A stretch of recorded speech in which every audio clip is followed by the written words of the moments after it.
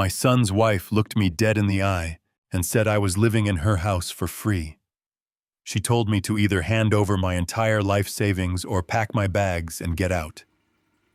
I did not yell. I did not argue. I simply said no, packed my belongings, and eventually bought my own place, leaving them to face the financial nuclear bomb they had just unknowingly activated. 2 weeks later, they were calling my phone every single hour, begging for my help. I just poured myself a cup of coffee and let it ring. Before I dive into the details of this story, let me know which city you are listening from in the comments below. If you have ever had to teach an entitled relative a hard lesson about respect and boundaries, hit that like button and subscribe to the channel. It was a freezing Tuesday morning in a rapidly gentrifying suburb just outside of Denver, Colorado. I am Alan, a 63-year-old retired structural inspector. I spent 4 decades of my life crawling through commercial construction sites, making sure massive steel buildings did not collapse under their own weight. Because of my career, I know how to spot a weak foundation from a mile away. I know when a structure is failing, and I know when a collapse is imminent. I just never thought I would have to apply those same inspection skills to my own family. I was sitting at the oversized marble kitchen island, quietly eating a bowl of oatmeal. The kitchen was pristine, renovated entirely to match the unrealistic aesthetic my daughter-in-law Megan demanded when they moved in. Everything was stark white and polished stainless steel, looking more like an operating room than a place where a family actually lived. My son Colin was standing over by the expensive smart refrigerator, pretending to be deeply interested in his phone. He had always been passive, easily molded by whoever had the strongest personality in the room, and for the last 5 years, that person had been Megan. I lived down in the basement. I had framed the walls, run the electrical wiring, and installed the plumbing for my downstairs bathroom with my own 2 hands. I kept to myself, rarely interfering with their lives upstairs. But that morning, the quiet routine was shattered. Megan marched into the kitchen, her expensive athletic wear rustling, and slammed her silver laptop directly onto the marble counter right next to my bowl. The heavy thud made my spoon rattle. Without saying good morning, she spun the screen around to face me. On the bright display was a highly produced business projection for a luxury boutique fitness and Pilates franchise. She pointed a perfectly manicured finger at the screen and confidently stated that she had finally found her true calling. She explained that she had been approved for an exclusive territory rights package to open a studio right in the center of the new upscale shopping district downtown. But there was a catch, and that catch was the reason she was currently staring a hole through me. She stated in a tone that sounded more like a corporate demand than a family request that they needed exactly $80,000 by Friday to secure the initial franchise fee and secure the commercial lease. I took a slow sip of my black coffee. I looked at the screen, then looked up at her. I told her very calmly that I did not have $80,000 to just give away. I explained that $80,000 was the exact absolute final balance of my remaining retirement savings. It was the only safety net I had left in the world after 40 years of breaking my back on construction sites. Megan did not flinch. Her expression did not soften with understanding. Instead, her jaw tightened and her eyes turned incredibly cold. She crossed her arms over her chest and looked down at me. She reminded me, her voice dripping with venom, that I was currently living in their basement, completely rent-free. She let the words hang in the air, ensuring the insult landed heavily. Before I could even process the audacity of her statement, she reached into the leather folder she was carrying and pulled out a freshly printed legal document. She slid it across the marble island. It stopped right next to my coffee cup. I looked down. It was a formal residential lease agreement. I scanned the bold print. She had drafted a lease charging me $2,500 a month for the basement room that I had built myself. But the cruelty did not stop there. A specific clause caught my eye. She had backdated the rent for the last 6 months, claiming I owed them $15,000 payable immediately. The final line of the document stated that if I did not pay the back rent and hand over the $80,000 for her business by the end of the week, I had exactly 48 hours to vacate the premises entirely. She tapped her manicured fingernail against the paper. She looked me dead in the eye and said the free ride was officially over. I slowly turned my head and looked across the kitchen at my son. Colin was still standing by the refrigerator. He finally looked up from his shoes. I waited for him to speak. I waited for the boy I raised to step up to defend his father, or at least explain this sudden ambush. Instead, he nervously rubbed the back of his neck and mumbled a rehearsed excuse. He said the housing market was really tight. Right now inflation was hurting their lifestyle, and they needed to aggressively leverage all of their available assets to build wealth. He actually called me an asset to be leveraged. He could not even make eye contact with me as he repeated the buzzwords his wife had clearly fed him. I sat there in the deafening silence of that pristine white kitchen. I did not raise my voice. I did not throw my coffee. I did not remind them of all the sacrifices I had made to put a roof over their heads. Emotional outbursts are for people who do not have a plan, and as a structural inspector, I always have a blueprint. I simply reached out, picked up the printed lease agreement, folded it perfectly in half, and then in half again. I tucked the folded paper into the front pocket of my worn flannel shirt. I picked up my napkin, wiped my mouth, and stood up from the stool. I looked right past Megan and locked eyes with Colin. I told them in a quiet, steady voice that I would not be giving them a single dime of my retirement money and that I would not be signing their ridiculous lease. I told them I would have all of my belongings packed and out of their house by noon tomorrow. Megan smirked, clearly thinking she had won the intimidation game. Colin just looked relieved that there was no screaming match. Neither of them had any idea that by handing me that piece of paper and telling me to leave, they had just handed me the legal detonator to their entire financial lives. I turned my back on them and walked down the stairs to the basement to start packing my bags. Every single step I took down those wooden basement stairs felt like a closing door on my past life. I looked around the space I had meticulously crafted. The drywall I had hung, the baseboards I had painted, the small kitchenette I had installed to stay out of their way. I grabbed a stack of cardboard boxes I had been saving in the storage closet and began to unfold them. As I placed my books and my framed photographs into the boxes, the shock of the morning began to wear off, replaced by a cold and calculating clarity.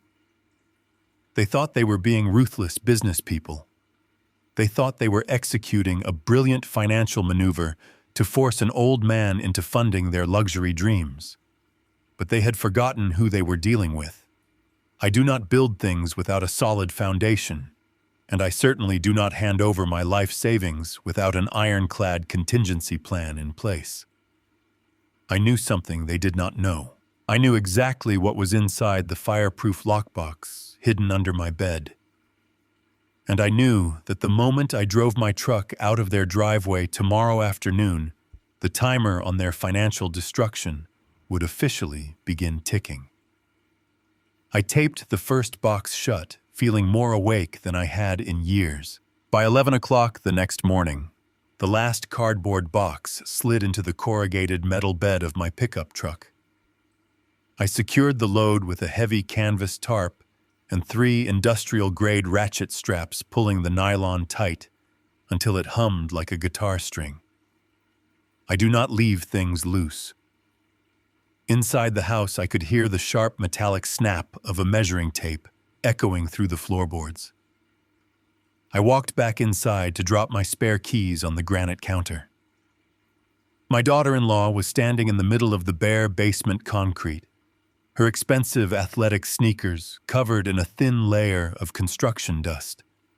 She was loudly reciting dimensions to herself, actively planning exactly where the reception desk and the retail display for her imaginary fitness empire would sit. She did not bother to look up when my heavy work boots hit the bottom of the stairs. My son was hovering near the back patio door. He had his hands shoved deep into his pockets, his shoulders slumped forward in a posture of total defeat. As I walked past him, he refused to meet my eyes. He stared intensely at the kitchen tile and muttered a pathetic, rehearsed apology, saying that I had to understand that business is business. I stopped walking. I looked at him for a long moment, studying the complete lack of structural integrity in the man I had raised. I told him he was absolutely right about business being business. I turned the handle, walked out the door, and let the heavy wood click securely shut behind me. I started the engine of my truck and drove away from the manicured neighborhood without once checking the rearview mirror. I merged onto the interstate, heading south toward the industrial edge of the city, where the skyline turned into warehouses and shipping yards. I did not want a luxury hotel suite or a quaint local bed and breakfast.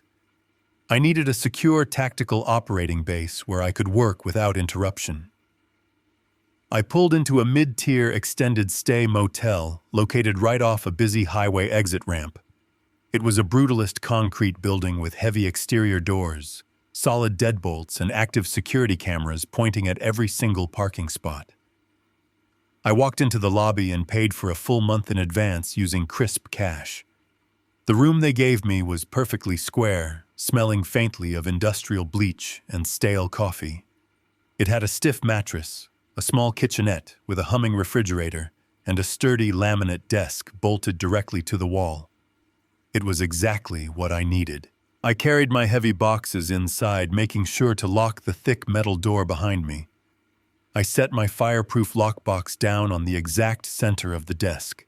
It was a heavy-gauge steel safe, the kind built to survive a massive structure fire. I punched in the 4-digit electronic code and heard the heavy steel tumblers aggressively disengage. Inside, there were no sentimental items. There were no old photo albums, birthday cards, or fragile family heirlooms. There were only thick manila folders filled with legally binding corporate contracts.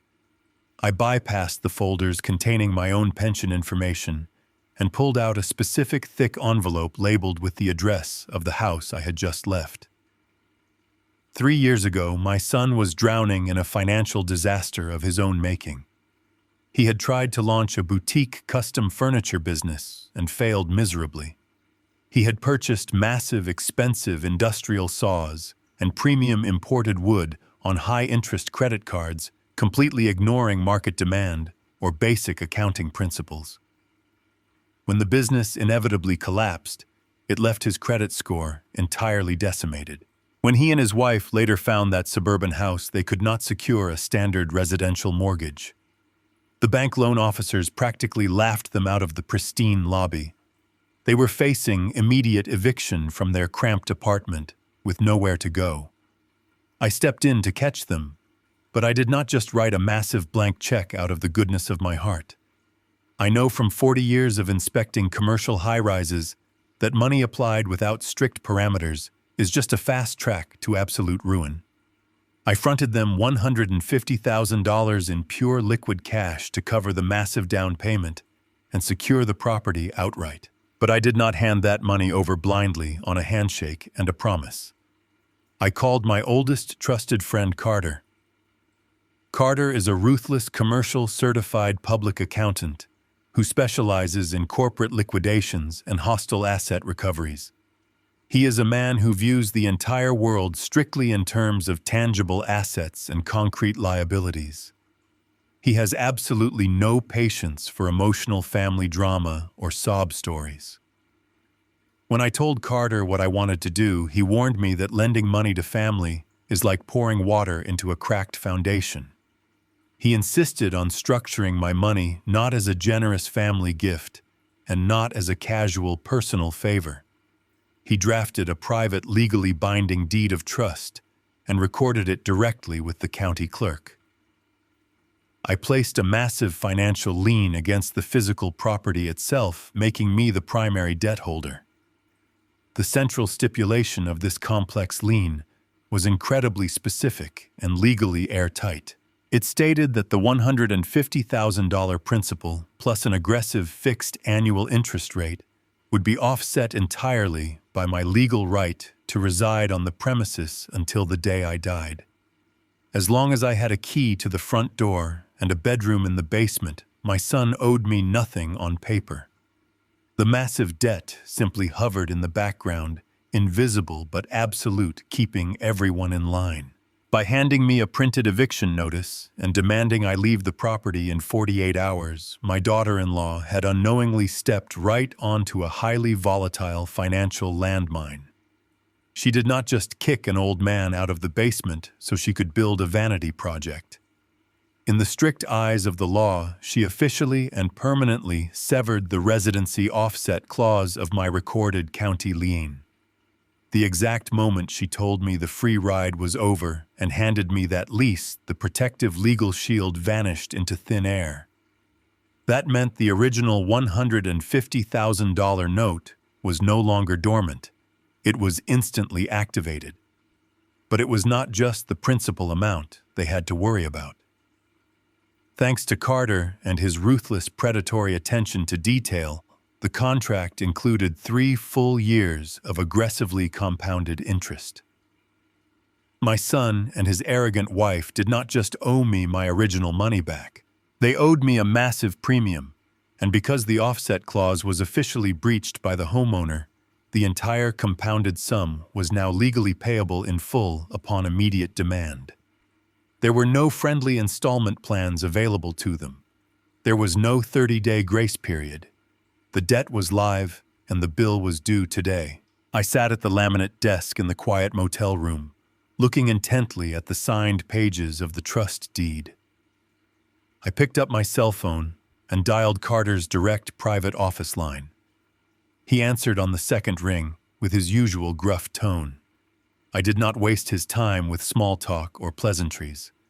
I told him the offset clause had been formally breached by the property owners via a written documented eviction demand. I told him I was currently sitting in a highway motel room and that my legal residency was officially terminated. Carter let out a low, sharp whistle through the phone speaker. He knew exactly what this meant. He asked me if I was absolutely sure I wanted to pull the pin on this specific grenade, knowing the absolute devastation it would cause to their lives. I looked at the blank concrete wall of the motel room, thinking about my son looking at the floor, telling me that business is business, while his wife measured my living quarters. I told Carter I had never been more sure of anything in my entire life. I instructed him to immediately draft the notice of acceleration and prepare to file it aggressively with the county clerk by the end of the business day. I hung up the phone, placed the thick folder back into the heavy steel safe, and locked it securely.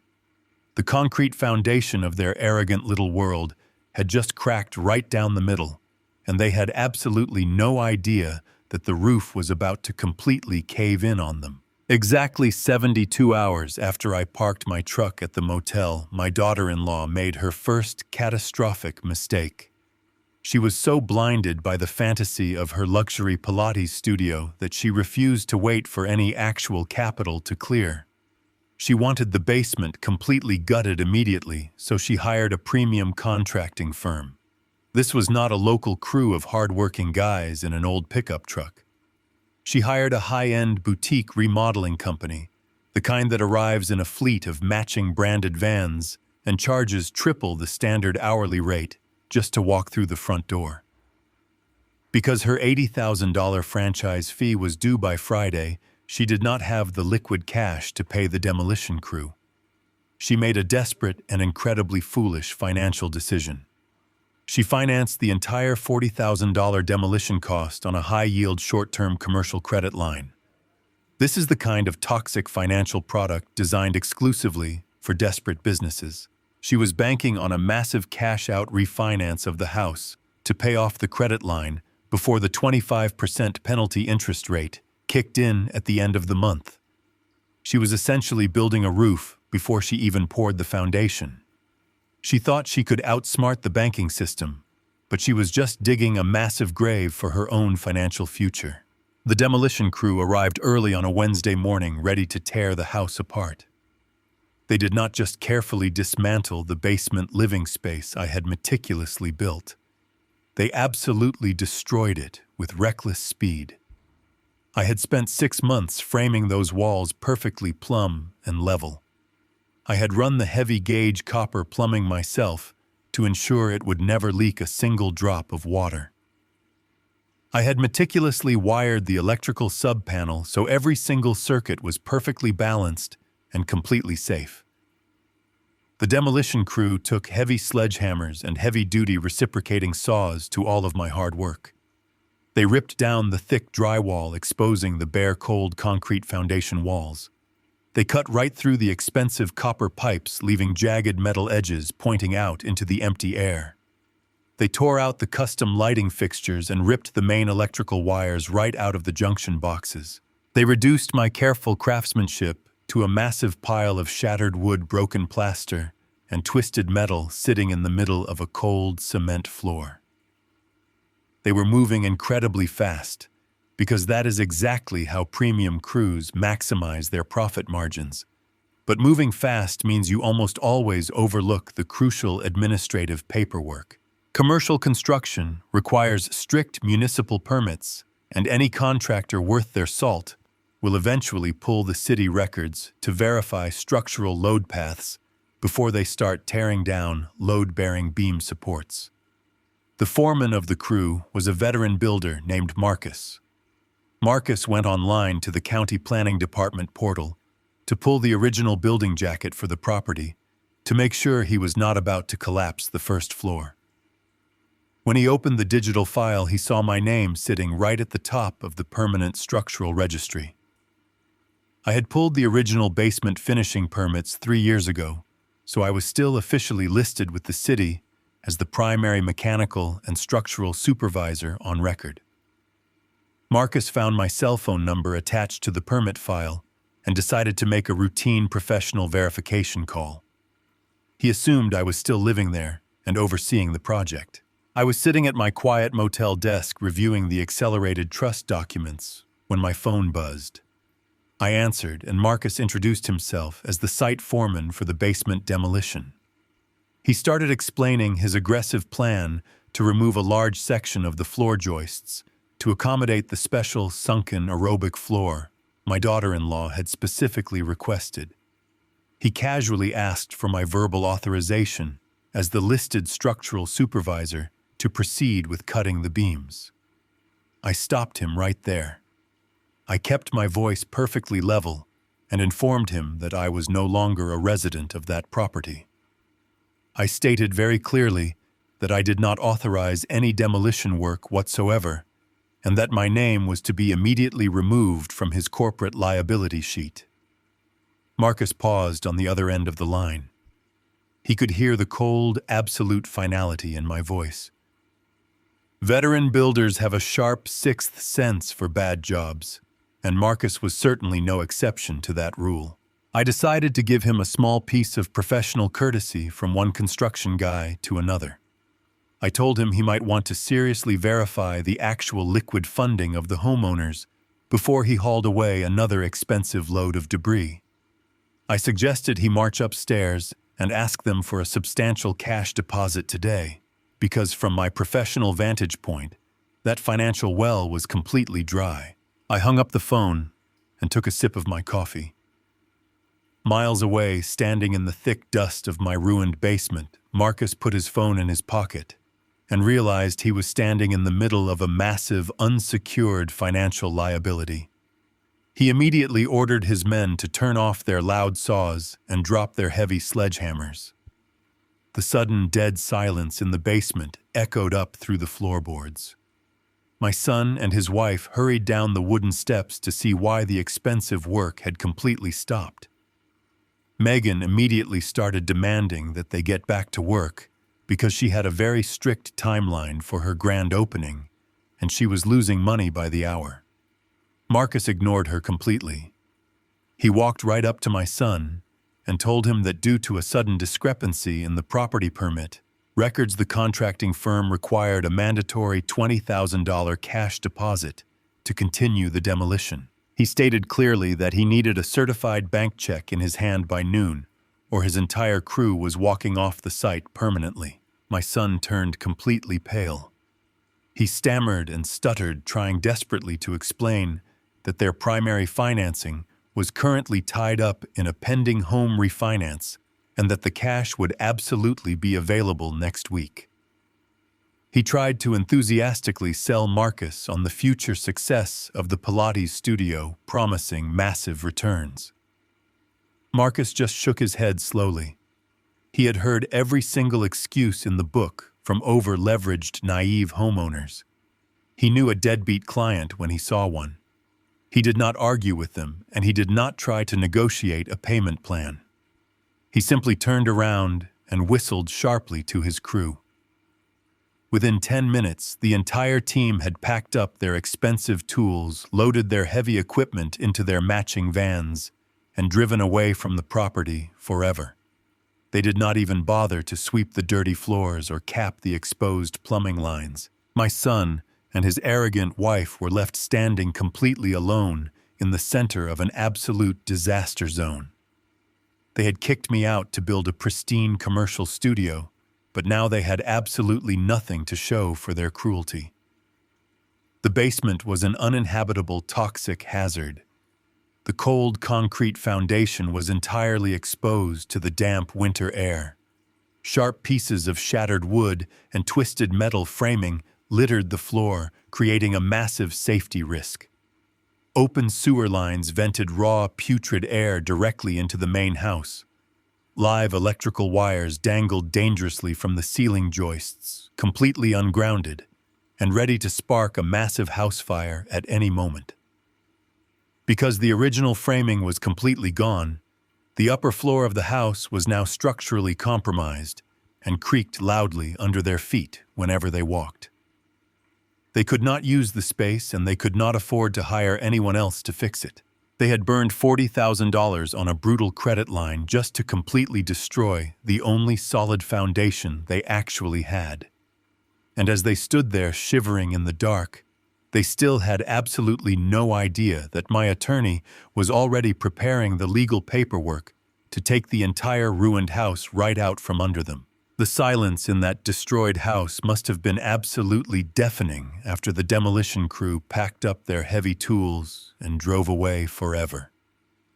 My son and his wife were completely trapped in a nightmare of their own making.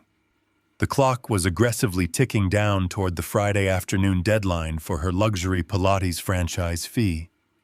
If she did not wire exactly $80,000 to the corporate headquarters by the end of the week, she would lose her exclusive territory rights and her initial deposit entirely. On top of that looming disaster, she had a massive short-term commercial credit line sitting at its maximum capacity, accumulating brutal daily interest. The cold, damp air blowing freely through the exposed basement foundation was a constant physical reminder of their impending ruin.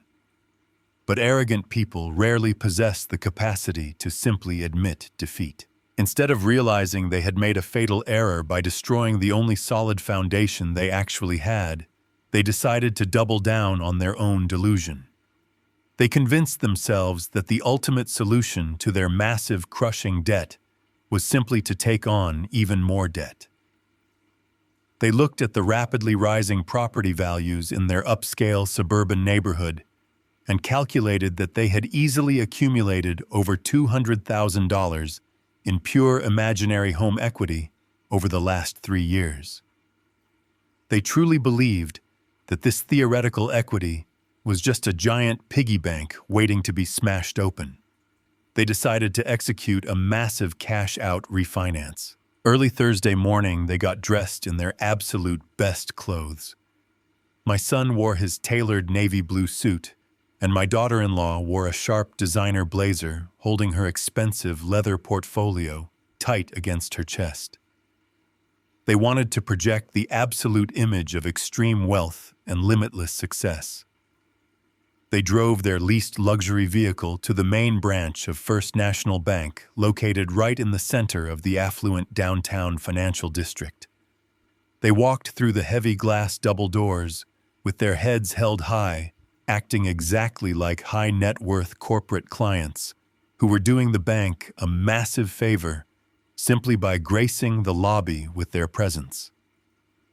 They marched right past the standard teller lines, completely ignoring the regular customers, and demanded a sit-down meeting with the senior mortgage loan officer. They were completely blinded by the illusion of their own status. They honestly thought the banking system was just a giant automated machine that freely dispensed hundreds of thousands of dollars to anyone who looked the part and lived in the correct zip code. They sat down in the plush leather chairs inside a glass-walled corner cubicle, feeling entirely victorious, before a single piece of paper had even been printed or signed. The senior loan officer was a meticulous older man who had survived decades in the volatile banking industry by trusting hard concrete data over designer suits and confident smiles. He smiled politely and asked exactly how he could assist them today. My daughter-in-law took the lead immediately. She launched into a highly rehearsed, aggressive pitch about her upcoming business venture, throwing around corporate buzzwords about market saturation and premium client demographics. She slid a glossy printed summary of the neighborhood housing sales across the polished mahogany desk, pointing out that houses on their specific street were selling for astronomical prices. She casually stated that they wanted to extract exactly $100,000 in cash from their home equity that very morning.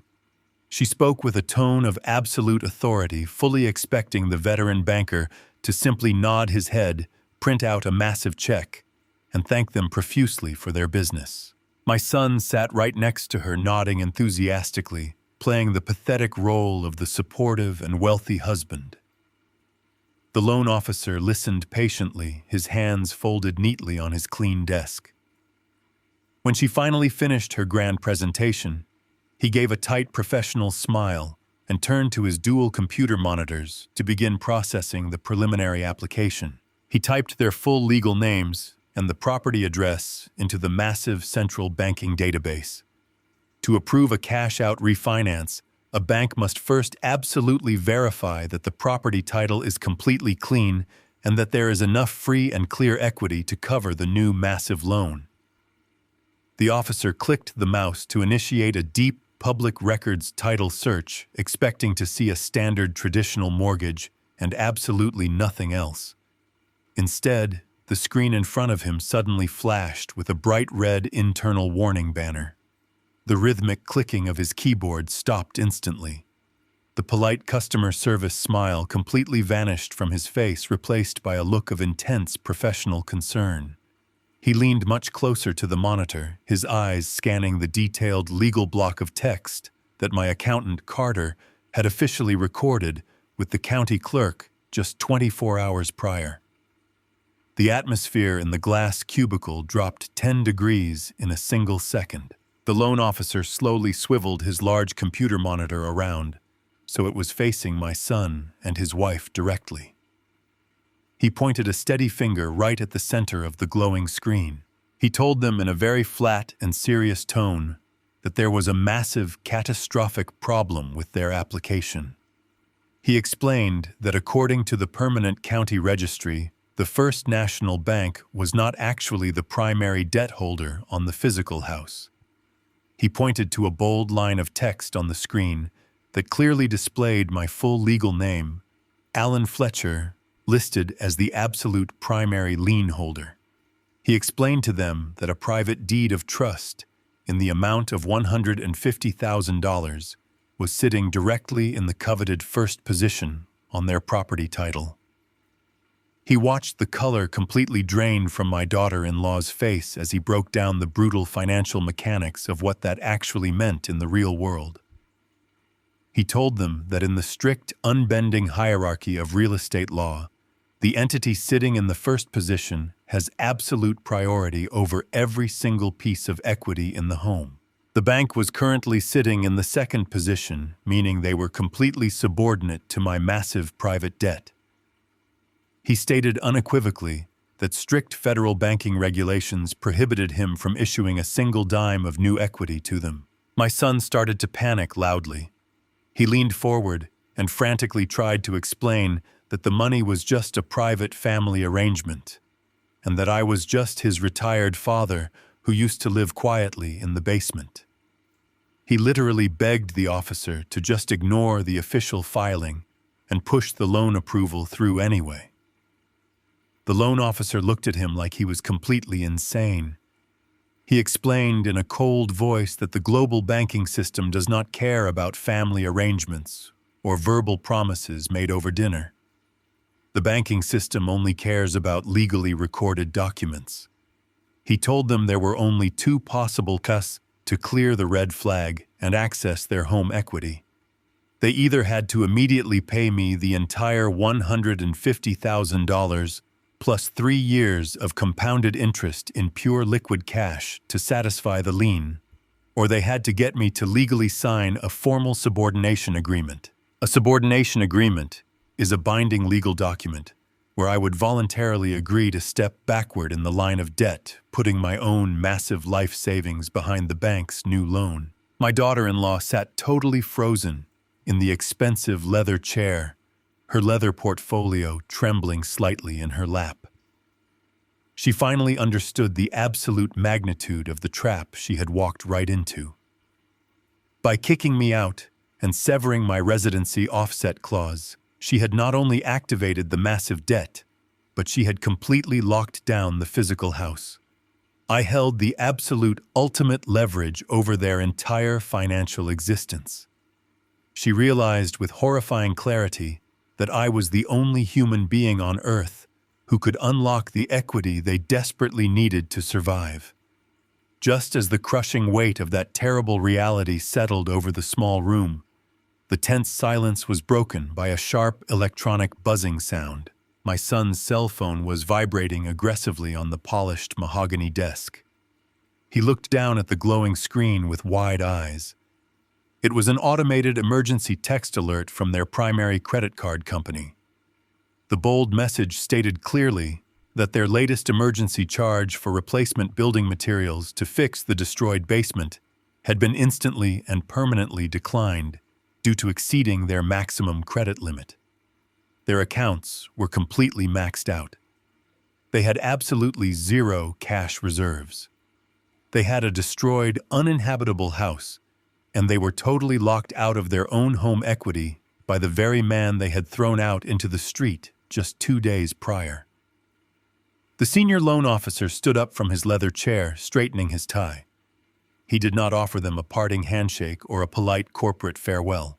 He simply gestured toward the open glass door of the cubicle and coldly informed them that there was absolutely nothing else First National Bank could do for them today. They were officially escorted out of the pristine lobby completely empty-handed and totally out of time. The rain started falling just after sunset, slicking the highway asphalt and casting long, distorted reflections from the bright neon motel sign. I was sitting at the small laminate desk in my room, eating a simple dinner of canned soup and a sandwich. I had spent the afternoon mapping out my long-term financial strategy now that my capital was officially in motion. The digital clock on the bedside table flipped to exactly 8 o'clock when a sudden aggressive pounding violently rattled the heavy steel door of my room. The knocking was not a polite request for entry. It was the frantic hammering of someone who was completely out of options. I set my spoon down, wiped my hands on a paper towel, and walked slowly toward the door. I did not ask who was there. I simply leaned forward and looked through the small glass peephole. Standing under the flickering yellow light of the exterior walkway was my son. He was absolutely drenched in rain, his tailored navy blue suit from the bank meeting now ruined and clinging to his shoulders. He must have spent the last several hours driving up and down the highway corridors, desperately searching the parking lots for my old pickup truck. The pathetic, defeated posture he had displayed in the kitchen 2 days ago was completely gone. The spineless boy who could not even look me in the eye while his wife threw me out into the street had been replaced by a cornered, desperate animal. His face was red, and his jaw was clenched in pure, frantic anger. I unlatched the heavy brass security chain and pulled the door open, letting the cold, damp air rush into the quiet room. He did not offer a greeting, and he did not ask to come inside. He immediately shoved a thick, crumpled stack of First National Bank documents right toward my chest. His hands were shaking uncontrollably from a mixture of freezing rain and pure adrenaline. He aggressively demanded that I take the cheap plastic pen he was holding and sign the top page immediately. I looked down at the header of the document. It was the formal subordination agreement the loan officer had undoubtedly explained to them earlier that day. My son raised his voice over the sound of the highway traffic, accusing me of intentionally setting a malicious legal trap to ruin his life. He claimed I had manipulated the original paperwork 3 years ago just to hold it over his head. He desperately tried to manipulate my emotions, yelling that if I did not sign the paper right that very second, I would be responsible for destroying his marriage and bankrupting their brand new business. I stood perfectly still in the doorway, letting his frantic energy wash right over me without absorbing a single drop of it. I did not reach out to take the documents. I did not take the pen. I just looked at him with the cold, analytical detachment of a structural inspector evaluating a completely condemned building. When he finally ran out of breath and stopped yelling, I reached into the front breast pocket of my flannel shirt. I pulled out the crisp white piece of paper that his wife had slid across the marble kitchen island. I slowly unfolded the residential lease agreement and the formal eviction notice. The paper was still in pristine condition, completely untouched by the rain. I held the document up so it was right in front of his face. I kept my voice incredibly low and steady, forcing him to lean in and listen to every single word. I recited the exact terms his wife had demanded. I reminded him of the $2,500 a month in backdated rent. I reminded him of the 48-hour deadline to pack my entire life into cardboard boxes and vacate the premises. Then I looked him dead in the eye and repeated the exact phrase he had used to justify his complete lack of loyalty. I told him that business is business. I explained the brutal reality of the financial mechanics he was currently failing to understand. I told him that my accountant Carter was a professional who required that massive lien to remain securely on the property title to protect my life savings. I told him that I had warned them both years ago about the dangers of over-leveraging, but they chose to listen to their own arrogance instead. The agreement we made 3 years ago was built on a very simple foundation. The massive debt would remain completely dormant and invisible for as long as I had a secure place to live. By handing me that eviction notice and legally voiding my residency, they had taken a sledgehammer to that foundation. Because they had made me homeless, I now required my $150,000 back immediately so I could secure my own permanent housing. My son stared at me, his mouth slightly open, as the airtight logic of the situation finally penetrated his panic. He realized in that terrible moment that I was not doing this out of petty revenge. I was simply executing the exact legal parameters of a contract they had chosen to violate. He had absolutely no financial leverage and no moral high ground to stand on. Realizing he was completely beaten, he resorted to the only tactic desperate people have left. He resorted to empty threats. He stepped closer to the doorframe, pointing a shaking finger at my face. He screamed that he was going to hire the most ruthless litigation attorney in the state and sue me for financial fraud and deceptive practices. He swore he would drag me through the court system until I was entirely penniless. I did not laugh at his threat, even though it was completely absurd. I know how the legal system works. I know that ruthless litigation attorneys do not work for free. They require massive cash retainers paid up front before they will even answer a phone call. I knew my son did not have $10 to his name, let alone $10,000 to hire a lawyer. His credit cards were completely maxed out, and his bank accounts were entirely locked. He was threatening me with a weapon he could not even afford to pick up. I looked at his shaking finger, then looked back at his panicked eyes. I told him I looked forward to hearing from his legal counsel. Without another word, I stepped backward into my warm motel room and pushed the heavy steel door shut. I did not slam it in anger. I closed it with a firm, deliberate click right in the middle of his screaming tirade. I threw the deadbolt and reattached the brass security chain, locking him out in the cold rain. I walked away from the door, completely ignoring the sound of him kicking the metal frame in pure frustration. I sat back down at the laminate desk and opened my laptop. The time for warnings and conversations was officially over. I opened my encrypted email client and drafted a single-sentence message to Carter. I instructed him to permanently ignore any future communications from my son and to officially file the notice of default with the county clerk first thing in the morning. I hit send and closed the laptop. The final safety net had just been cut, and they were about to enter a free fall they could never survive. The legal machinery of a county clerk office moves completely without emotion. It does not care about your dreams, your excuses, or your family drama. On Tuesday morning, my accountant Carter submitted the formal notice of default to the county recorder.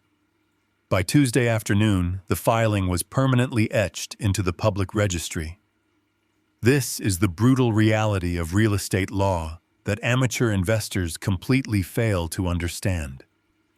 When a massive financial default occurs, it does not stay a private secret hidden behind the closed doors of a suburban home. It is broadcasted immediately to the entire financial sector.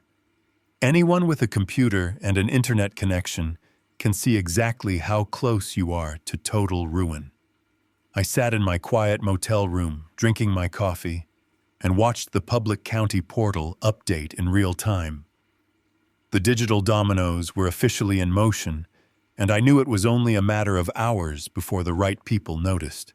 Marcus, the veteran demolition foreman, who had gutted their basement, was one of those people who always paid close attention to the public records. You do not survive in the high-risk construction business by trusting verbal promises. You survive by aggressively protecting your own capital. On Thursday morning, Marcus was sitting in his office reviewing his outstanding corporate invoices. He was still incredibly angry about wasting an entire morning on my son's property with a full crew of highly paid workers. He decided to log into the municipal property database to see if my son had managed to secure a new construction loan to cover the work. Marcus typed in the address and hit search. He did not find a new line of credit. Instead, he saw a massive, glaring red flag. He saw my officially recorded notice of default sitting right at the very top of the title history, signaling an impending foreclosure. Marcus instantly understood the catastrophic implications of that single document. He knew that if the house was dragged into a lengthy foreclosure process by a primary debt holder, his own unsecured contracting company would be left with absolutely nothing. He had paid his workers for their labor, he had paid for the heavy equipment rentals, and he had paid the city dump fees to haul away the shattered remains of my basement. The total cost of the destruction he had caused came to exactly $15,000. Marcus was not about to absorb that massive loss because two arrogant kids were playing pretend with money they did not have. He immediately contacted his own corporate attorney and executed a rapid legal maneuver designed specifically to protect working men from deadbeat clients. Before the county office closed on Thursday afternoon, Marcus officially filed a mechanic's lien for $15,000 directly against the property. The house was now completely locked down under two massive iron chains. My original primary debt sat heavily on top, and the new mechanics lien anchored it firmly from the bottom. The property title was utterly toxic. While this legal strangulation was happening in the public records, my daughter-in-law was sitting completely oblivious in the middle of her ruined house. It was late Thursday afternoon, and she was desperately running out of time. The absolute deadline to wire the $80,000 franchise fee to her corporate Pilates headquarters was Friday morning. She was frantically calling every single high-interest private lender she could find, trying to secure an emergency bridge loan based on the future projected income of her imaginary business. She had no idea that the final nail in her coffin was currently being hammered into place 1,000 miles away in a sleek corporate office tower. Before any major luxury franchise finalizes an exclusive territory rights agreement, they conduct a mandatory and rigorous final background check on the applicant. They do not just look at a simple credit score. They pull full, comprehensive financial profiles to ensure their new business partners are entirely solvent and legally sound. A corporate risk assessment clerk pulled my daughter-in-law's file to complete the final vetting process. The clerk ran the property address through the national database to verify her listed assets. The system instantly returned the catastrophic results. The clerk saw my massive notice of default signaling an active hostile foreclosure. Right beneath it, the clerk saw the brand new $15,000 mechanics lien filed by an unpaid local contractor. The financial picture painted by those two documents was crystal clear. The applicant was completely bankrupt, drowning in active litigation, and entirely untrustworthy. The clerk immediately printed the toxic financial report and walked it directly into the regional director's office. Corporate executives at luxury brands are incredibly protective of their public image. They do not tolerate financial instability because it directly threatens their brand prestige. The director took one look at the dual property liens and the active foreclosure warning. He did not hesitate for a single second. He did not pick up the phone to ask my daughter-in-law for an explanation or offer her a sympathetic grace period to sort out her affairs. Business is strictly business. He simply nodded his head and instructed his legal team to execute an immediate and permanent revocation of her franchise application. Back in the cold, empty suburban house, my daughter-in-law was staring at her laptop screen when the notification tone chimed. She eagerly clicked open the email, expecting to find the final welcome packet and the wiring instructions for her grand opening. Instead, she was met with a cold, automated message from the corporate legal department. The email explicitly stated that due to severe irregularities discovered during her final financial background check, her application was permanently denied. Furthermore, it cited a specific clause in the preliminary contract she had eagerly signed weeks ago. Because the failure to secure funding was entirely her own fault, her initial $5,000 application deposit was strictly non-refundable. The email concluded by demanding she immediately cease all use of their trademarked name and officially wished her luck in her future endeavors. She stared at the screen as the horrifying reality finally sank in. She had lost the entire business, the exclusive territory, and her massive cash deposit before she had even purchased a single yoga mat. The absolute magnitude of her failure instantly transformed into pure, violent rage. She slammed the laptop shut so hard the plastic casing cracked. She spun around and unleashed her absolute fury directly onto my son.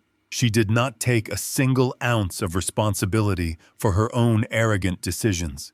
She did not admit that kicking me out of the house was a fatal miscalculation. Instead, she blamed him entirely.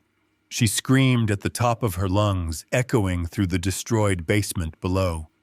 She viciously attacked his masculinity, calling him weak and pathetic for allowing me to structure the original property deed 3 years ago. She demanded to know why he had not protected her from his own father.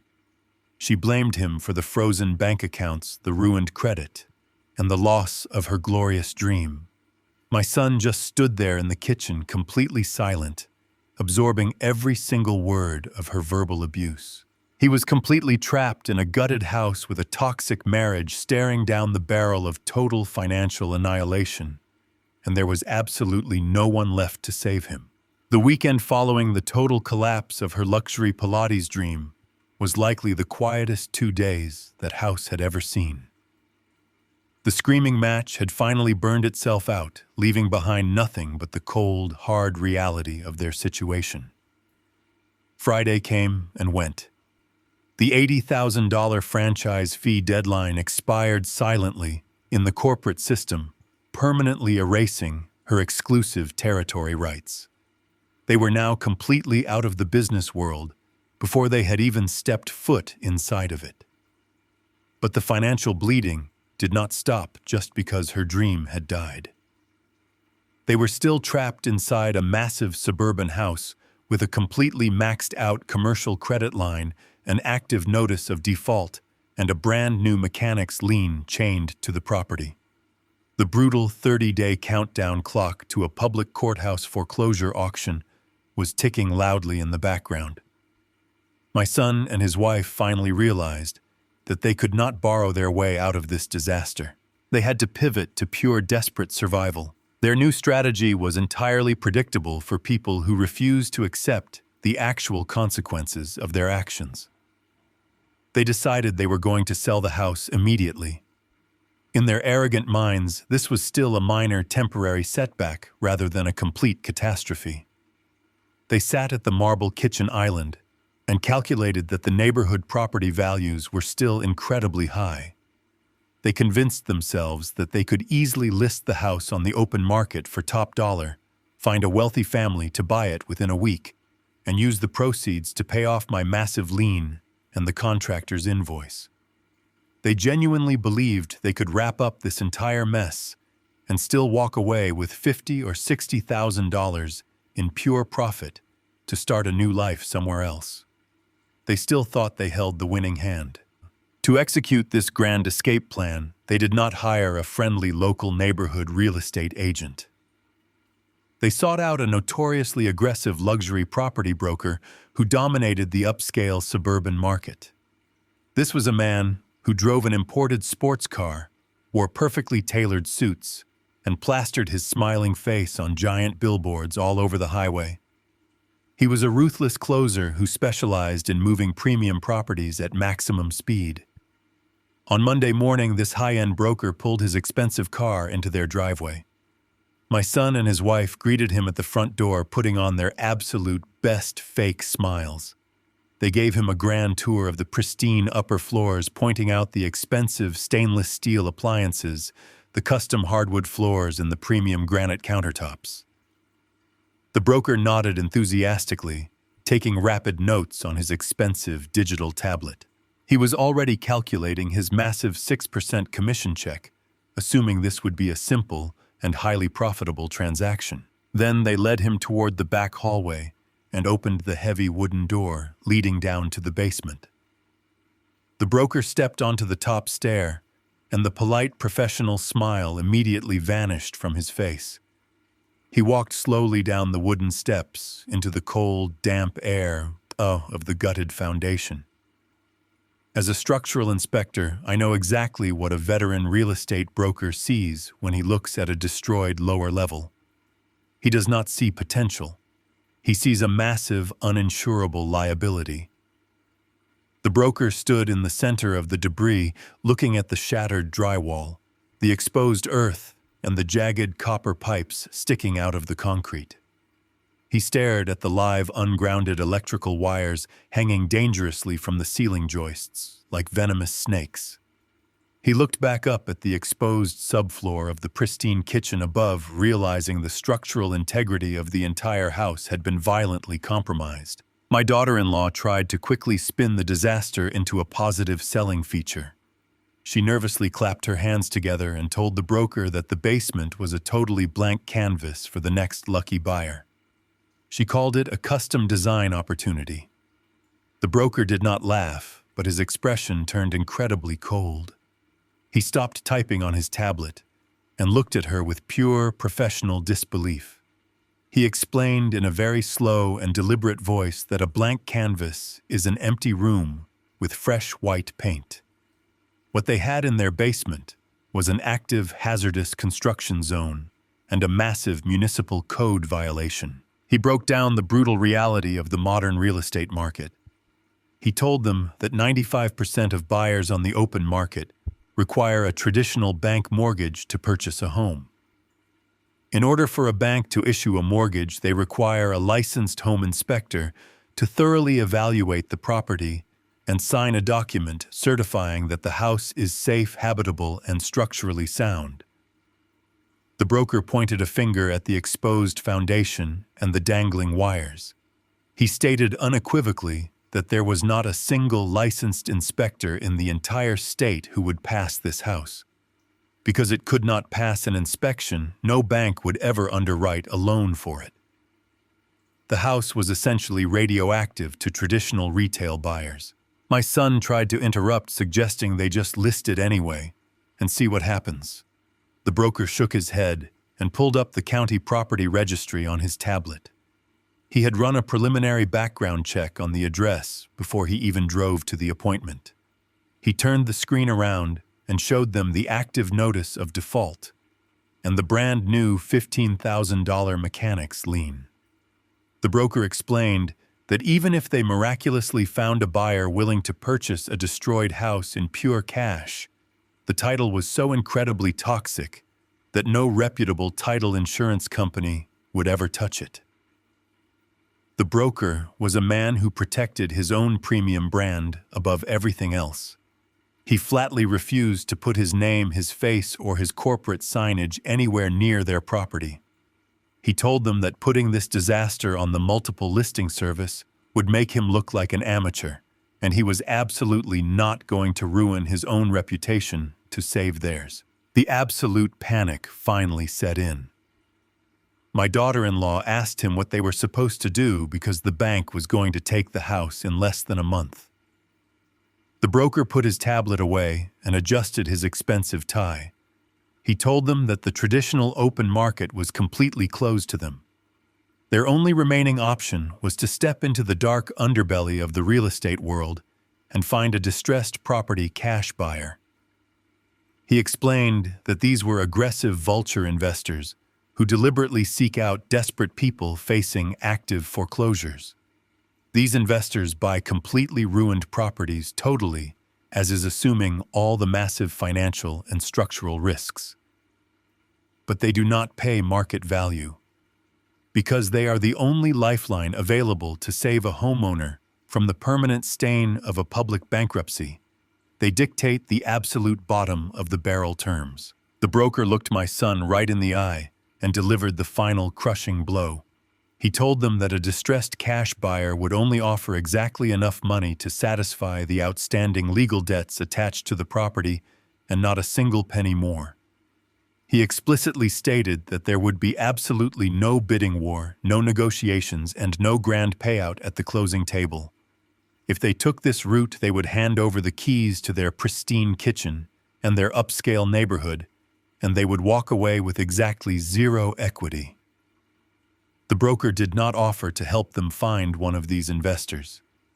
He simply turned around, walked back up the stairs, and let himself out the front door, leaving them standing alone in the cold, ruined basement. Their grand escape plan had lasted exactly 15 minutes. They were completely cornered with nowhere left to run, and they were finally ready to surrender everything just to survive. The calendar was moving forward with the ruthless momentum of a runaway freight train. There were exactly 14 days left until the county sheriff was scheduled to stand on the cold front steps of the public courthouse and auction my son's property to the highest bidder. The atmosphere inside that destroyed suburban house had deteriorated from frantic panic into a dark, suffocating silence. They had stopped answering their cell phones because every single call was a collection agent.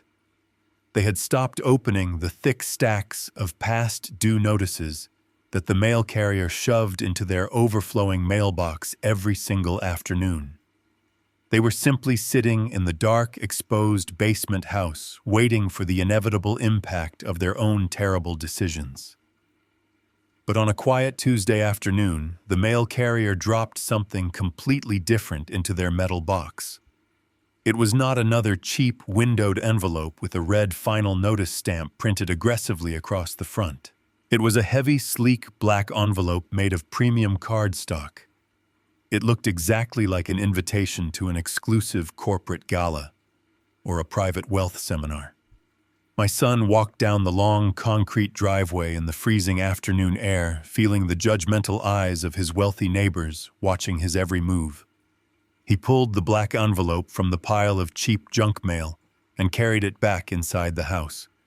He did not know it yet, but he was holding the final execution order for his entire suburban lifestyle. He stood at the marble kitchen island, the very same spot where his wife had arrogantly handed me my eviction notice weeks prior. He tore open the heavy paper. Inside was a single crisp legal document drafted by a corporate acquisitions firm. It was a formal cash purchase agreement from a private investment group operating under the name Apex Holdings, LLC. The document was not a friendly neighborhood negotiation or an open-ended real estate proposal. It was a brutally precise mathematical strike designed by people who understand the exact anatomy of financial desperation. The corporate buyer was offering to purchase the property completely, as is meaning they would happily assume all of the massive structural damage, the exposed plumbing, and the immediate safety hazards. But the purchase price listed boldly on the second page of the contract was not based on the inflated neighborhood market value they had been dreaming about. The offer was calculated down to the exact penny to cover only the outstanding balance of the First National Bank mortgage and the exact $15,000 invoice demanded by the demolition contractor's active mechanics lien. The bottom line of the corporate accounting sheet was completely devastating. It left exactly $0 in remaining equity for the sellers. It was a total financial wipeout wrapped in premium paper. To an outside observer, accepting an offer that strips away hundreds of thousands of dollars in perceived equity and leaves you with absolutely nothing might seem like sheer, absolute madness.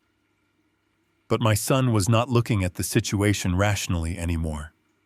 He was staring directly into the terrifying dark abyss of a permanent public foreclosure. When a bank legally forecloses on a property, that catastrophic event is permanently burned into your public credit profile for 7 agonizing years. It completely destroys any chance of renting a decent apartment in a safe neighborhood. It ruins your ability to secure a standard car loan or obtain basic emergency credit cards. In many professional industries, a foreclosure is a massive red flag that will cause you to instantly fail a corporate background check for employment. A foreclosure is a permanent financial scarlet letter that warns the entire world that you absolutely cannot be trusted with capital.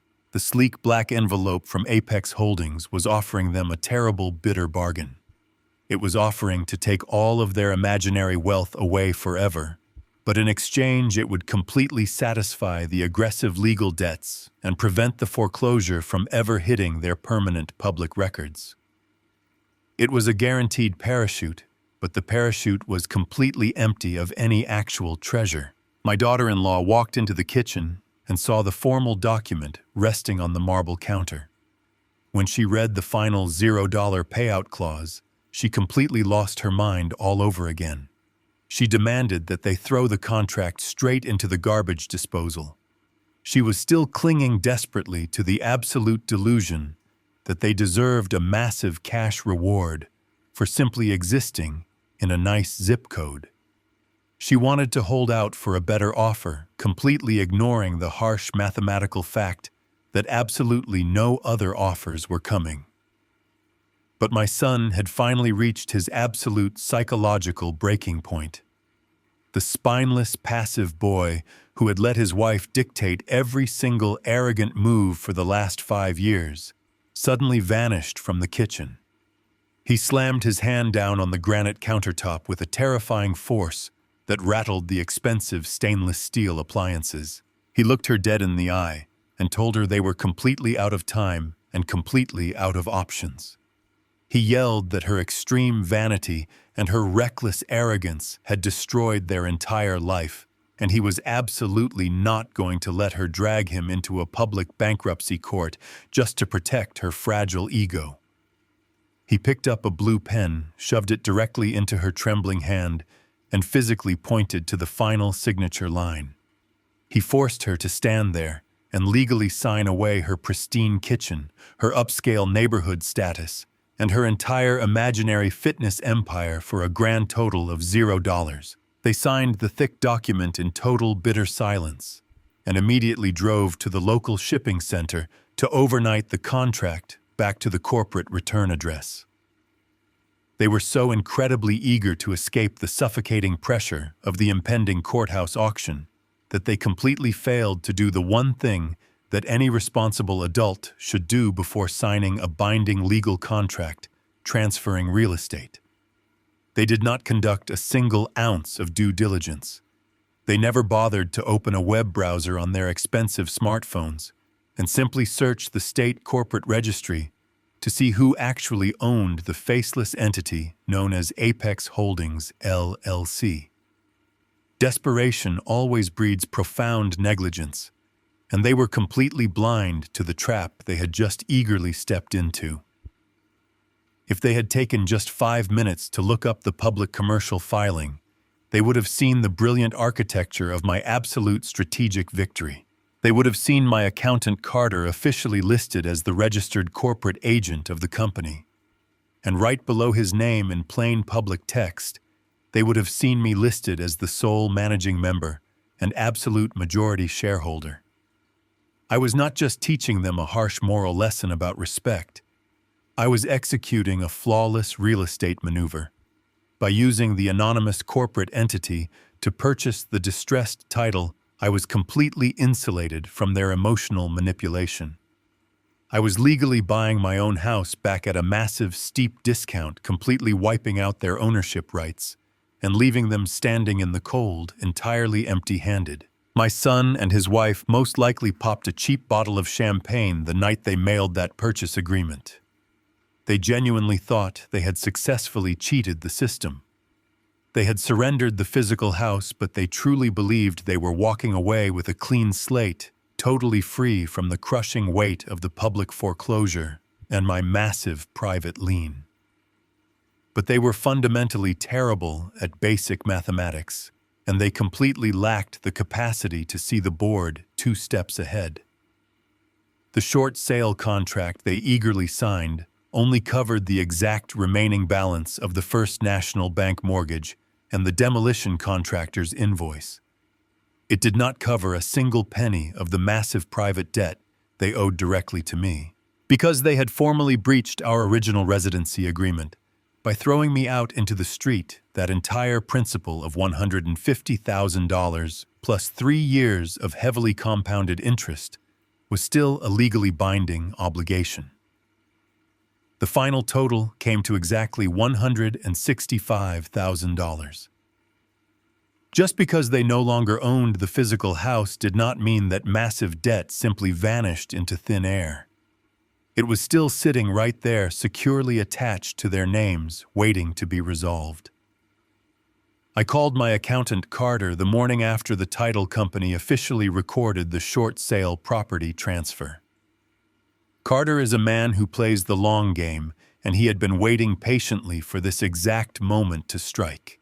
I told him to execute the next phase of our structural demolition. I instructed him to formally and legally forgive the entire remaining balance of their debt. To an amateur, forgiving a massive debt sounds like an act of incredible fatherly mercy. It sounds like I was finally backing down, softening my stance and letting them off the hook so they could move on with their lives. But Carter and I both knew the absolute ruthless reality of the federal tax code. Under strict federal law, whenever a lender officially cancels or forgives a massive financial debt, the government does not view it as a generous family gift.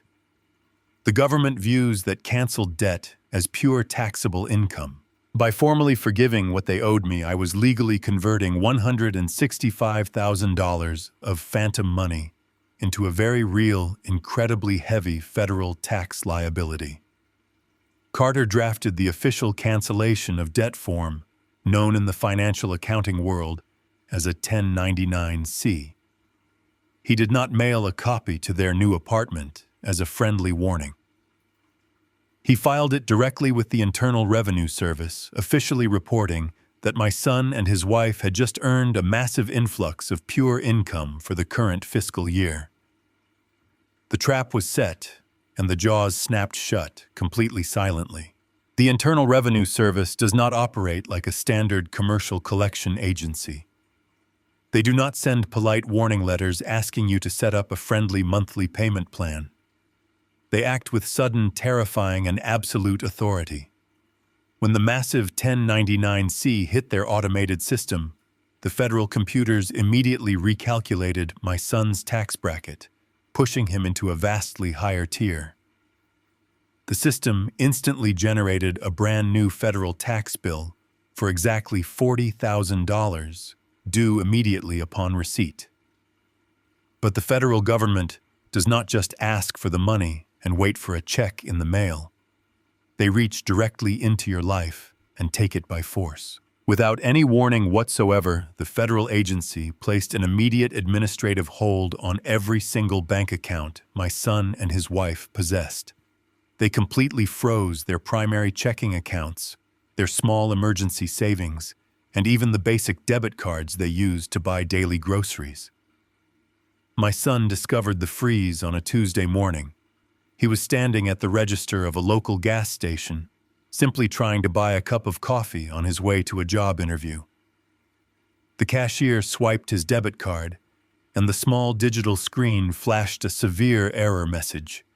He tried another card from his wallet, and the machine rejected it instantly, buzzing loudly. He walked out to his car in the freezing cold and opened his mobile banking application, expecting to see a simple technical glitch or a routine fraud alert. Instead, he saw that his available balance was listed as zero, accompanied by a stark red notification indicating a total federal tax levy. They were entirely locked out of the global financial system.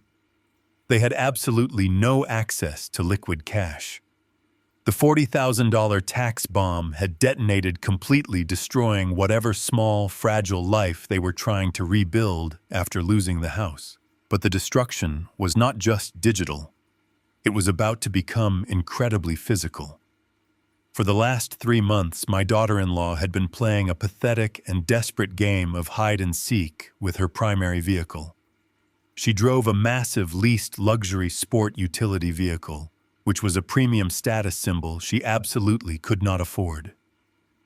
She was 4 months behind on the expensive lease payments. To avoid the repo man, she had stopped parking it in front of wherever they were staying. Every single night, under the cover of darkness, she would drive the massive vehicle 2 streets over and hide it in the dark driveway of a neighbor who was away on a long vacation. She thought she was being incredibly clever, outsmarting the massive automotive financing company with a simple neighborhood trick. But desperate people always leave a digital trail. When the federal government froze their bank accounts, the ripple effect hit their credit profile instantly, alerting every single one of their commercial creditors to their new critically vulnerable status. The automotive finance company stopped relying on lazy local spotters and hired a premium asset recovery team to track down the expensive vehicle. It happened at 2:00 in the morning, while they were sleeping on an air mattress in their new cramped apartment. A heavy-duty stealth tow truck running completely without its headlights rolled quietly down the dark suburban street. The recovery driver did not need to search the driveways with a flashlight. He simply tracked the active digital signal emitted by the luxury vehicle's internal computer navigation system. He backed his heavy metal rig directly up to the hidden vehicle. There were no loud sirens or flashing warning lights to wake the neighborhood. There was just the quiet mechanical whir of heavy steel hydraulics, locking firmly onto the front axles. My daughter-in-law woke up the next morning and walked 2 blocks in the freezing wind to retrieve her prized possession so she could go buy groceries with whatever loose cash she could find in her purse. She turned the corner expecting to see her massive, shiny vehicle waiting for her, exactly where she left it. Instead, she found an empty patch of oil-stained concrete. Her final piece of upper-class status, the absolute last shred of her carefully manufactured image, had been dragged away in the middle of the night. She stood completely alone on the cold concrete sidewalk, with no car, no money, no business, and a $40,000 debt to the federal government hanging directly over her head. They had arrogantly tried to strip me of my retirement savings, but through the pure mechanics of the law, they now had absolutely nothing left to call their own. The closing date for the short sale finally arrived. It was a bleak and overcast Thursday morning. The title company was located in a massive glass and steel corporate building right in the center of the financial district. It was the kind of building that my son and his wife used to believe they belonged in. They walked through the pristine glass revolving doors, completely stripped of their former arrogance. They were exhausted, defeated, and entirely broken by the events of the past several weeks. They took the silent elevator up to the 14th floor and stepped into the plush reception area of the escrow office. They were directed into a large, sterile conference room with a massive polished mahogany table and heavy leather chairs. They sat down side by side in total silence.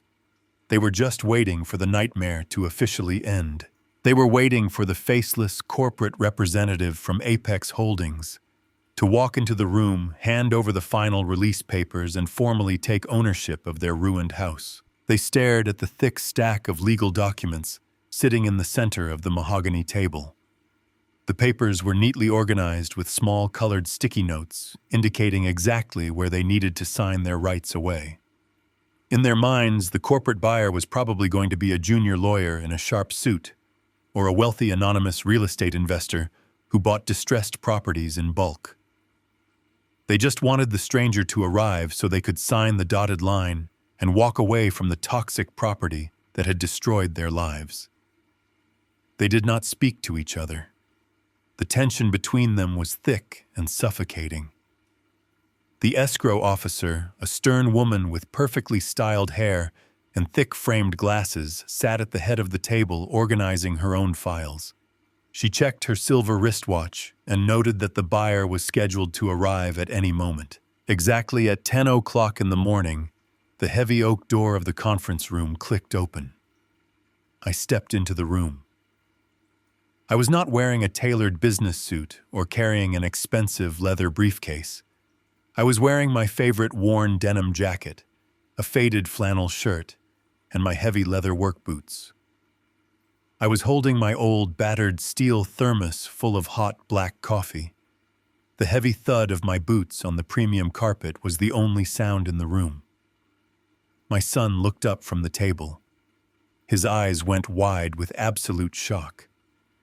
My daughter-in-law immediately stiffened her posture, her face twisting into a scowl. They were completely confused by my presence. In their minds, they had already lost the house to a massive corporate entity, so they probably assumed I had somehow found out about the closing date and decided to show up just to gloat over their public failure.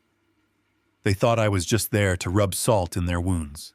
I did not offer them a greeting. I did not smile, and I did not look angry. I simply walked over to the empty side of the massive mahogany table directly across from them. I pulled out a heavy leather chair and sat down. I placed my steel thermos on the polished wood, unscrewed the top, and poured myself a small cup of steaming coffee. I took a slow sip and looked across the table. The silence in the room stretched out, becoming incredibly uncomfortable for them. My son looked at the escrow officer, expecting her to immediately call security and have me forcibly removed from the private corporate closing. He expected her to tell me that this was a confidential financial transaction and that unauthorized family members were not allowed to be present. But the escrow officer did not reach for the telephone. She did not look alarmed or confused by my sudden arrival. She looked directly at me and offered a polite professional nod. She reached out and took the massive stack of final closing documents, moving them across the polished wood until they were resting directly in front of me. She handed me a heavy black pen. She addressed me in a calm, clear voice, stating that she had prepared the final warranty deed and the transfer of ownership documents for Apex Holdings. She politely asked me to sign on the designated lines as the sole managing member and authorized purchasing party for the corporate entity. The words hung in the sterile air of the conference room. I watched my son as his brain struggled to process the information he had just heard. He looked down at the thick contract sitting in front of me. He looked at the bold, printed name of the corporate entity on the top page. He looked at the heavy black pen in my hand, and then he slowly looked up at my face. I could actually see the exact moment the realization hit him physically. It was like watching the main load bearing support beam of a massive building finally snap under immense pressure. The fundamental architecture of his reality completely collapsed. He realized that there was no faceless corporate investor. There was no massive real estate conglomerate. There was only me. He realized that he had just voluntarily surrendered his house, his neighborhood status, and all of his remaining leverage directly back to the very man he had thrown out into the street. The fight completely drained out of his body. He slumped back into the heavy leather chair, his shoulders dropping, as he stared blankly at the ceiling, completely paralyzed by the absolute magnitude of his own foolishness. It took my daughter-in-law a few seconds longer to connect the dots, but when the truth finally clicked in her mind, the reaction was explosive. She did not slump into her chair in quiet defeat. She completely lost her mind. She pushed her chair back so hard it slammed into the glass wall behind her. She jumped to her feet and slammed both of her hands down onto the mahogany table. She pointed a shaking finger at me and started screaming at the top of her lungs. She yelled that this was a massive illegal trap. She screamed that I had maliciously deceived them, and that the entire purchase agreement was an absolute fraud. She turned her furious attention to the escrow officer, demanding that she immediately shred the documents and cancel the entire transaction. She yelled that she was going to call the police, the banking commission, and every single lawyer in the city to have me arrested for financial manipulation. The escrow officer did not flinch. She was a seasoned professional who handled multi-million-dollar commercial transactions on a daily basis, and she was completely unfazed by suburban temper tantrums. She looked up at my daughter-in-law with an expression of pure, cold indifference. She kept her voice incredibly level and calmly informed her that there was absolutely no fraud taking place in this room. She explained that the corporate registry for Apex Holdings was a matter of public record entirely available to anyone who bothered to perform a basic internet search. She stated very clearly that all corporate disclosures were completely legal and entirely binding.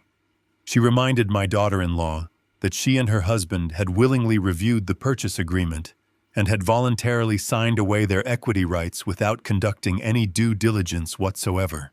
The officer concluded by stating that the funds had already been wired, the debts had been satisfied, and the transaction was absolutely final. There was no cancellation, and there was no going back. My daughter-in-law stood there breathing heavily, her face bright red, her entire body trembling with pure, impotent rage. She looked at my son, demanding that he do something, demanding that he fix the situation. But my son did not even look at her.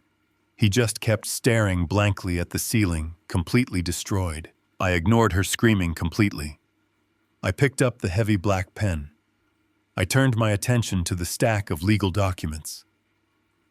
I signed my name carefully and deliberately on every single line the escrow officer had marked. I listened to the quiet scratching sound of the pen permanently transferring the property title back into my absolute control.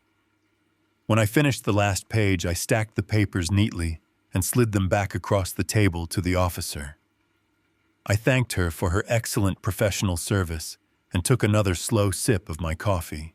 Then I finally looked directly at my daughter-in-law. She was still standing there glaring at me with absolute pure hatred. I set my coffee cup down.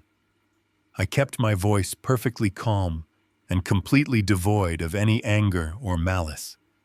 I told her that she really had no reason to be so upset. I reminded her of the conversation we had in my pristine kitchen on the day she handed me the eviction notice. I looked her right in the eye and told her I was simply following her excellent financial advice. I told her I was just aggressively leveraging my assets. The silence inside that massive corporate conference room after I told my daughter-in-law I was simply leveraging my assets was absolute and profound. She instantly stopped her frantic screaming. Her mouth was hanging slightly open, but no sound came out. She stood frozen against the glass wall, finally realizing that she had been completely outplayed on every single conceivable level. The stern escrow officer quietly gathered her thick file folders, gave me a curt professional nod, and stepped out into the hallway. The heavy oak door clicked shut, leaving the three of us entirely alone with the crushing weight of their new reality. I was holding the final executed warranty deed. The suburban property legally belonged to me, completely free and clear of any bank mortgages or contractor liens. I had successfully severed their toxic control over my financial foundation. But the structural repair of my life was not quite finished. There was one final piece of business that needed to be conducted before I could walk out of that building and begin my new life. I reached into the inner breast pocket of my worn denim jacket and pulled out a single sheet of stiff legal paper. I placed it completely flat on the polished mahogany table directly in front of my son. It was not a peace offering. It was not a sympathetic compromise between a father and a son. It was a formal 3-day notice to quit. In the strict process of state property law, this is the absolute most aggressive and expedited legal maneuver a property owner can execute against unwanted occupants. It does not give the residents 30 days to casually browse the rental market or pack their belongings at a leisurely pace. It legally mandates that they remove their physical bodies and all of their personal property from the premises within exactly 72 hours. If they fail to comply by the expiration of that incredibly short deadline, armed county sheriffs arrive to physically remove them from the house and throw whatever they own right onto the public sidewalk. My son stared blankly at the bold black letters printed at the top of the page. The last remaining shred of his manufactured pride completely evaporated into the sterile air. The horrifying reality of his impending homelessness finally broke right through his state of shock. He leaned forward heavily, put his elbows on the massive wooden table, and buried his face deep in his hands. He started to cry right there in the middle of the upscale financial district. It was not a quiet, dignified weeping. It was the loud, pathetic sobbing of a terrified man who suddenly understands that he has absolutely no one left to rescue him from the consequences of his own actions. He looked up at me with red, swollen eyes and tear-stained cheeks. He begged me to show him some mercy. He started making desperate, frantic promises, throwing out completely absurd scenarios just to keep a solid roof over his head. He promised that he would go down to the basement tomorrow morning and rebuild the framed walls with his own 2 hands. He swore that he would find a second job, a third job, whatever it took to pay me a fair monthly rent. He begged me to just draft a standard residential lease agreement so they could stay in the house and figure things out.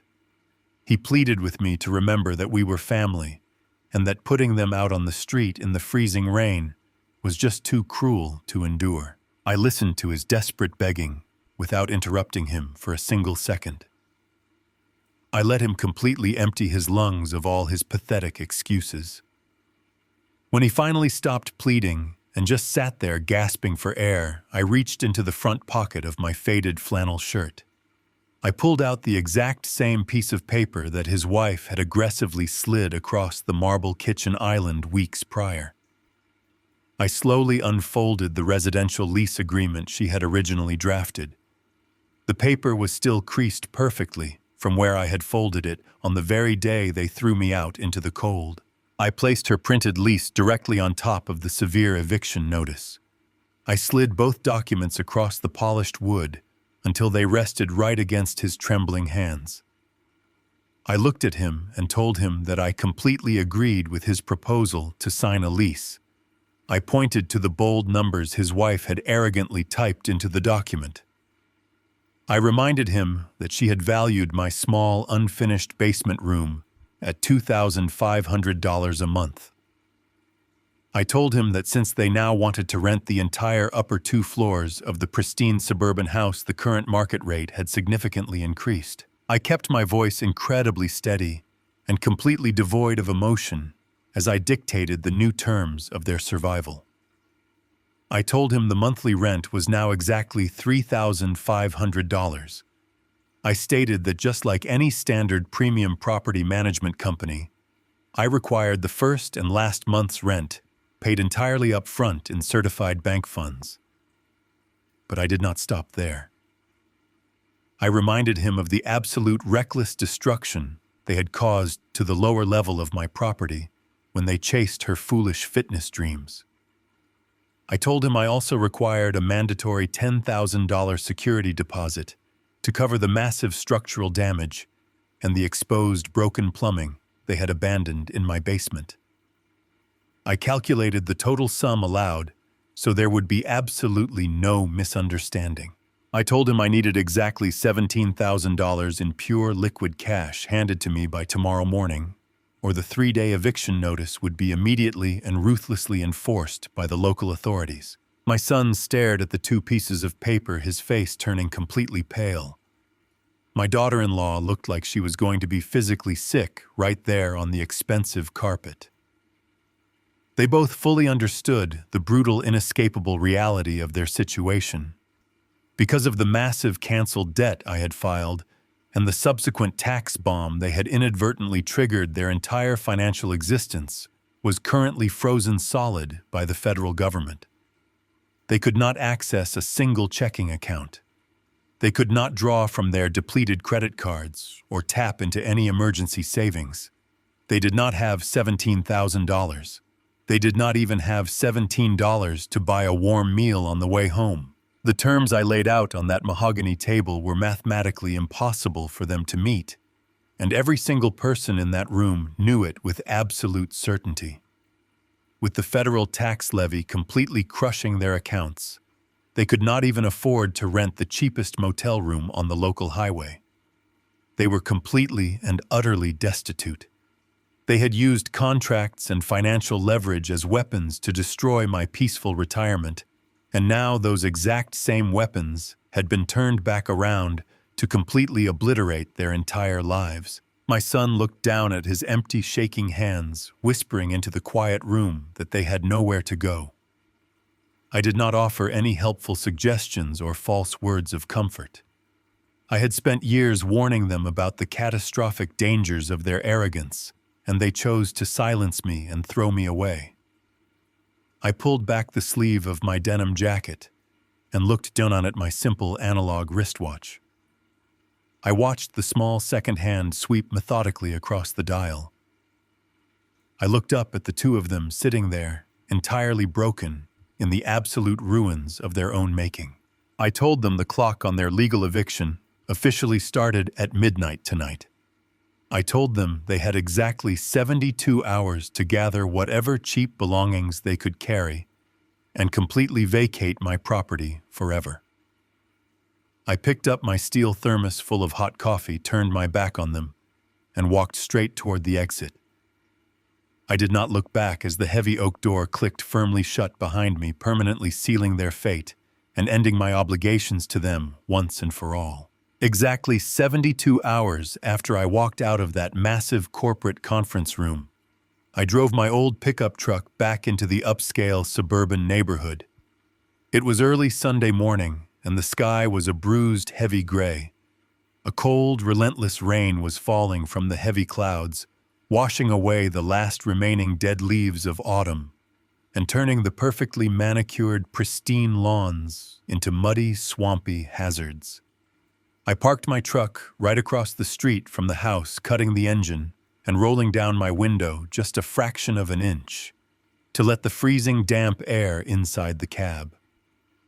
I did not park in the concrete driveway because the driveway no longer belonged to them, and I had absolutely no intention of helping them load a single box.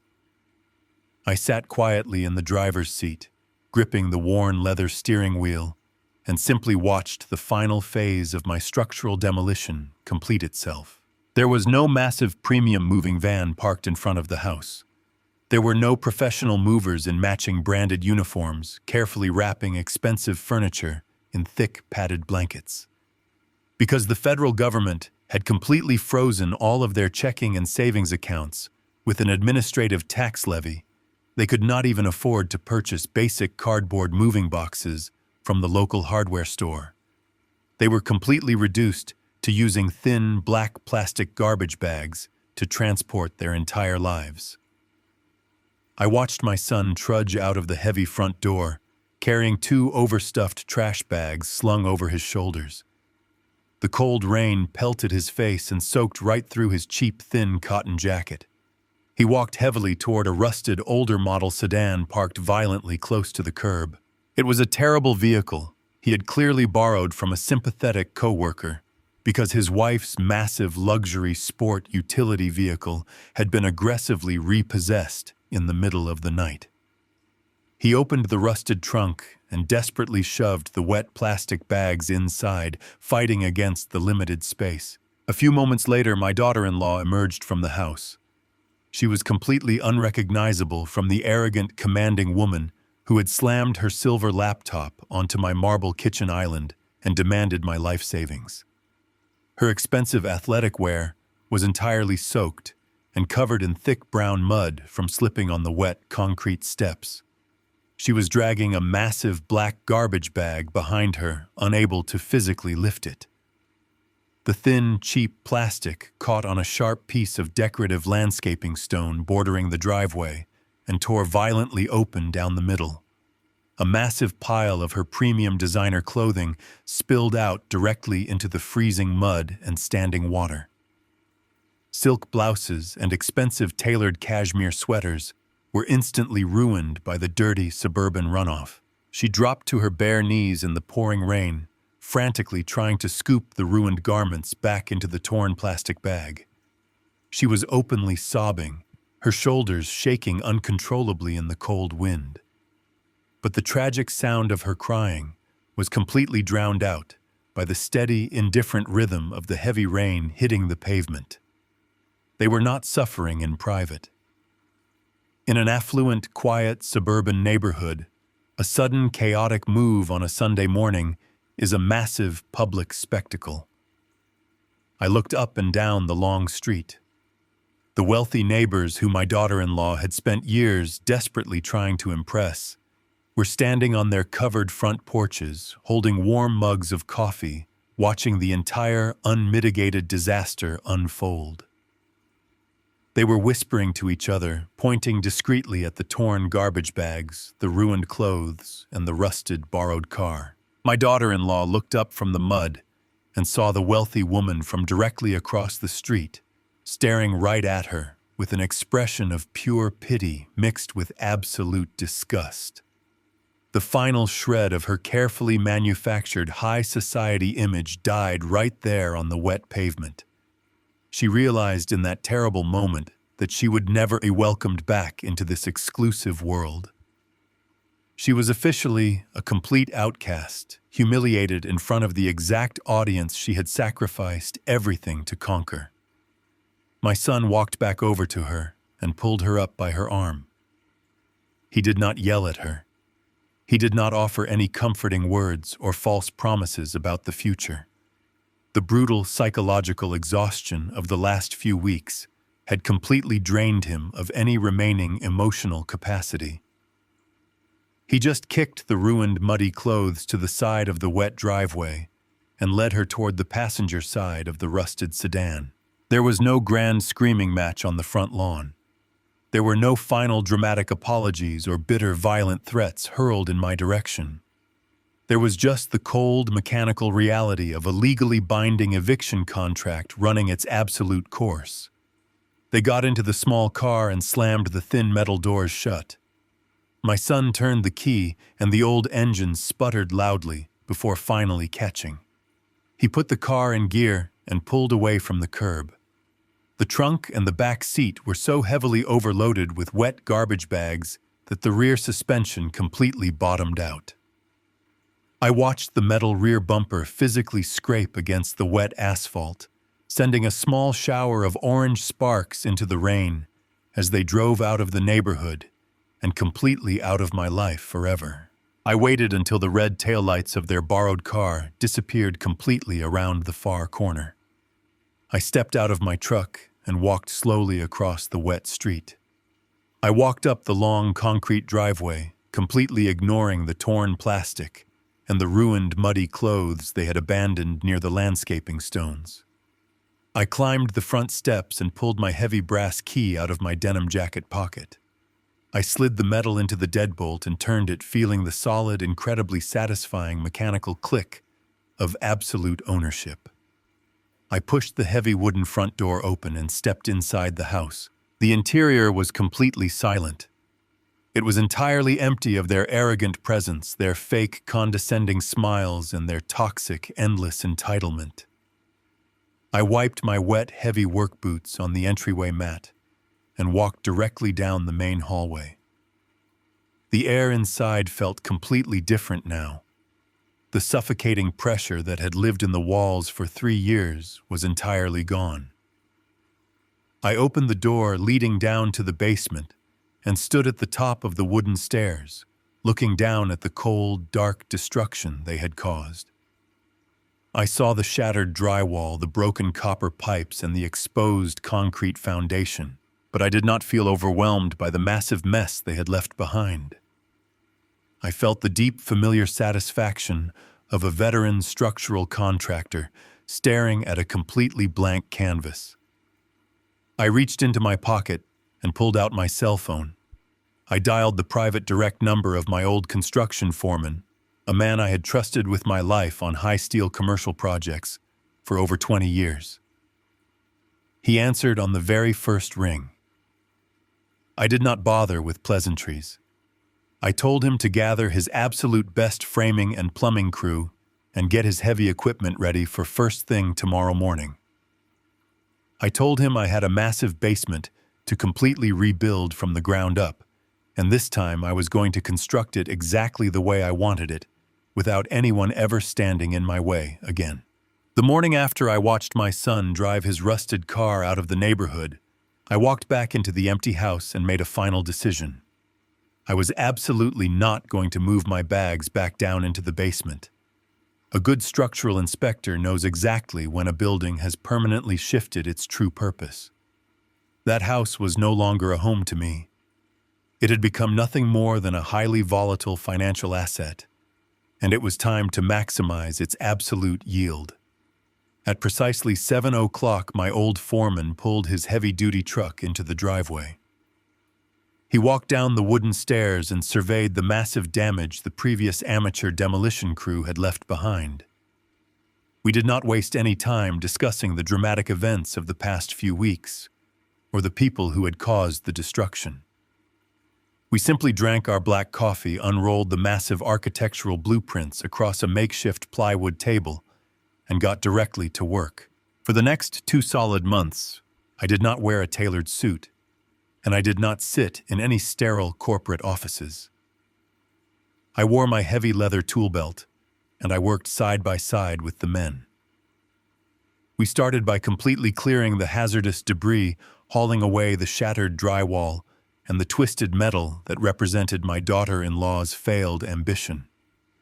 We secured the exposed foundation walls and made the structure entirely sound once again. I was not just putting the basement back together the way it was before. I was completely re-engineering the entire lower level to serve a highly specific and incredibly lucrative purpose. I instructed the framing crew to construct thick, double-insulated walls, completely separating the basement from the main upper house. We installed premium soundproofing foam between the heavy floor joists to guarantee absolute privacy between the two living spaces. We brought in licensed master plumbers to run brand new heavy-gauge copper lines, installing a beautiful, fully functional kitchen with expensive stainless steel appliances and a spa-quality bathroom with custom tile work. We dug out the side foundation and installed a private exterior entrance, pouring a brand new concrete walkway that led directly to the street. I was not building a dark underground storage room, and I was certainly not building a foolish luxury fitness studio. I was constructing a premium self-contained executive rental suite. By physically dividing the property and adding a second legal address, I fundamentally altered the economic profile of the entire structure. The house was no longer just a single-family suburban residence. It was now a highly desirable dual-income generating property. While the professional crew finished the fine carpentry down below, I walked upstairs to address the sheer negligence my son and his wife had inflicted on the main living areas. During their panicked final weeks, they had completely stopped performing any basic home maintenance. I spent days sanding down the deep scratches they had dragged across the custom hardwood floors when they were frantically packing their garbage bins. I fixed the expensive kitchen cabinet hinges they had broken during their violent temper tantrums. I scrubbed the neglected granite countertops and repainted every single wall, replacing their cold, sterile aesthetic with warm, inviting tones that appealed directly to high-net-worth buyers. As I meticulously repaired the physical damage they had left behind, the external economic landscape of the entire region experienced a massive seismic shift. A gigantic commercial technology park, located just 3 miles down the main highway, officially opened its massive glass doors. Thousands of highly paid engineers, corporate executives, and software developers flooded into the local area, completely overwhelming the available housing supply. The neighborhood property values, which had already been incredibly high, suddenly skyrocketed into the absolute stratosphere. The timing was not a lucky coincidence or a stroke of good fortune. I had been closely tracking the commercial development permits for that tech park for over 2 years, entirely anticipating this exact market explosion. When the fresh paint was finally dry and the final municipal building inspections were completely signed off, I was ready to strike. I did not call the arrogant luxury real estate broker who had previously refused to list the house. I contacted a specialized commercial investment broker who dealt exclusively with wealthy clients looking for turnkey passive income. We did not list the house as a desperate, distressed property or a traditional family home. We aggressively marketed it as a fully renovated premium dual-income asset located right in the absolute heart of the booming tech corridor. The response from the open market was immediate and absolutely overwhelming. We held a single private open house on a Thursday afternoon. By Friday morning, I had 6 different massive cash offers sitting directly on my desk.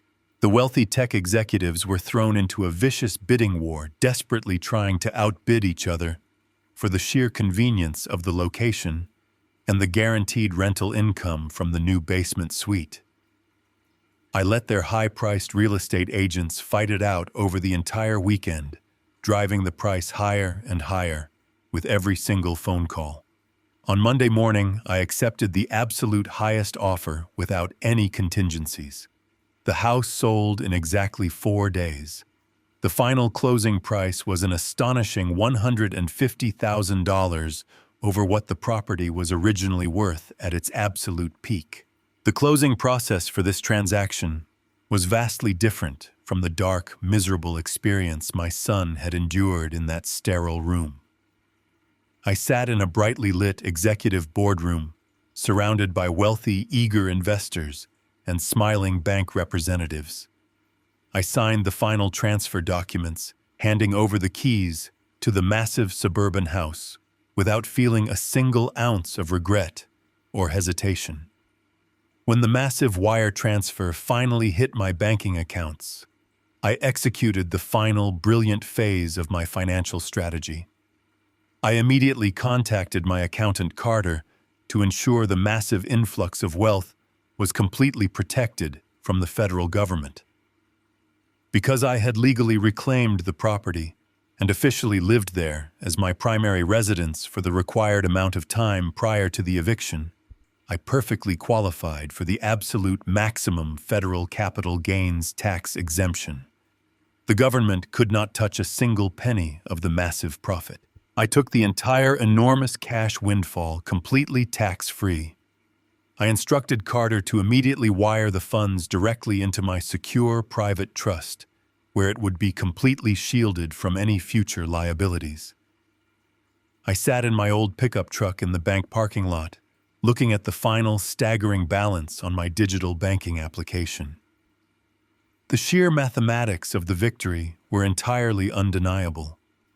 The massive sum of money my son and his arrogant wife had so desperately tried to steal from me had not just been fully recovered. Through sheer patience, strict legal discipline, and hard physical labor, I had forced that exact same money completely double in my hands. The morning I drove away from that commercial bank with the massive wire transfer secured in my private trust, I did not look back at the city skyline. I merged my heavy pickup truck onto the northbound interstate, leaving the crowded, arrogant suburban sprawl completely behind me. I drove for 3 solid hours, watching the elevation climb and the landscape transform. The endless rows of identical fragile houses and aggressive shopping centers faded away, replaced by the towering ancient granite peaks of the Rocky Mountains. The air coming through the vents grew colder and significantly thinner. With every single mile marker that passed, I could physically feel the toxic residue of the last 3 years peeling off my skin. I was not just changing my zip code. I was executing a permanent geographical boundary between myself and the people who had tried to completely destroy my life. I pulled off the mountain highway and navigated down a winding private road surrounded by thick, towering pine trees. The road ended abruptly at the massive stone entrance of a highly exclusive 55 and over luxury golf community. This was not a standard open neighborhood where anyone could just drive down the street and park on the curb. It was a completely sealed private fortress. I stopped my truck at the heavy wrought iron gates. A uniformed security guard stepped out of the reinforced brick gatehouse holding an electronic tablet. He asked for my official identification and ran my driver's license through a strict digital registry. I had extensively researched this specific community for a very particular reason. Their security protocols were absolute and entirely unforgiving. If a person was not a registered resident or explicitly listed on a permanent approved guest list, the heavy iron gates simply did not open. There were no exceptions made for emotional family members claiming an emergency. There were no surprise visits allowed under any circumstances. I looked at the heavy steel mechanisms of the gate and felt a profound sense of absolute relief. I knew with total certainty that my son and his wife could never just show up at my front door ever again. The guard verified my appointment, and the massive gates swung open silently. I drove through the pristine, manicured grounds, completely bypassing the crowded clubhouse, and parked directly in front of the primary sales office. I walked into the bright, quiet lobby wearing my faded denim jacket and heavy work boots. The sales director, a polished man in a sharp suit, stood up to greet me. He had a stack of standard mortgage application forms and credit check authorizations sitting on his desk, fully expecting to walk a retired construction worker through a complicated financing process. He started launching into a rehearsed presentation about variable interest rates and senior loan programs. I let him speak for exactly 1 minute before I reached into my jacket pocket. I pulled out a single certified cashier's check drawn directly from my newly fortified trust account. I placed the crisp piece of paper completely flat on his polished desk. The check was not just for the massive down payment. It covered the entire absolute purchase price of a premium 2-bedroom condominium. It also covered all the closing costs, the state property taxes, and the expensive homeowner association fees paid completely in full for the next 5 consecutive years. I told the sales director that I did not require a mortgage, I did not want a credit check, and I absolutely refused to carry a single ounce of debt. The man stared at the massive numbers printed on the bank draft, completely speechless. The entire transaction took less than 45 minutes. I signed the clean ownership documents without a single bank officer breathing down my neck. I traded a small piece of paper for the absolute legal title to my new life. The sales director handed me a heavy set of brass keys, and I drove over to my new building. It was a stunning piece of modern mountain architecture, constructed with heavy timber beams and natural stone. I walked up the outdoor staircase to the second floor and unlocked the door to my unit. As a structural inspector, my eyes automatically scanned the construction quality the moment I crossed the threshold. The walls were perfectly plumb, the floors were absolutely level, and the thick double-pane windows blocked out every single trick of exterior noise. But the most beautiful architectural feature of the entire condominium was what it completely lacked. There was no dark, damp basement waiting below the floorboards. There was no empty, unfinished space for a parasitic family member to claim as their own. There were exactly 2 bedrooms, one for me to sleep in, and one to serve as a quiet, secure office for my documents. The physical layout of the space was an absolute boundary line. It was meticulously designed for a single man to live in total, unbothered peace. It took me exactly 1 hour to move my belongings from the bed of my pickup truck into the new condominium. I had thrown away almost everything I owned during my time at the Highway Motel, getting rid of old furniture and useless possessions that only served to anchor me to the past. When the last cardboard box was unpacked, I walked into the pristine custom kitchen and opened the stainless steel refrigerator. I grabbed a cold local beer, cracked it open, and walked straight out through the heavy glass sliding doors onto my expansive private balcony. The balcony overlooked the immaculate 18th green of the private championship golf course. Beyond the rolling green grass, the massive jagged peaks of the Rocky Mountains stretched aggressively up into the bruised purple sky. The late afternoon sun was just starting to dip behind the granite mountains, casting long, deep shadows across the valley and painting the clouds in brilliant shades of burning orange and deep red. I sat down in a heavy wooden Adirondack chair and rested my work-worn boots on the wooden railing. I took a long, slow drink of the cold beer, letting the bitter, crisp taste wash over my tongue. The mountain air was incredibly clean, smelling of pine needles and cold earth. I sat there, in the absolute perfect silence, and finally took inventory of my new reality. My finances, which had been so critically vulnerable just a few short months ago, were now completely untouchable. The massive trust account was locked down behind layers of legal armor engineered by the most ruthless accountant in the state. No one could ever hand me an eviction notice again. No one could ever demand my life savings to fund their arrogant delusions.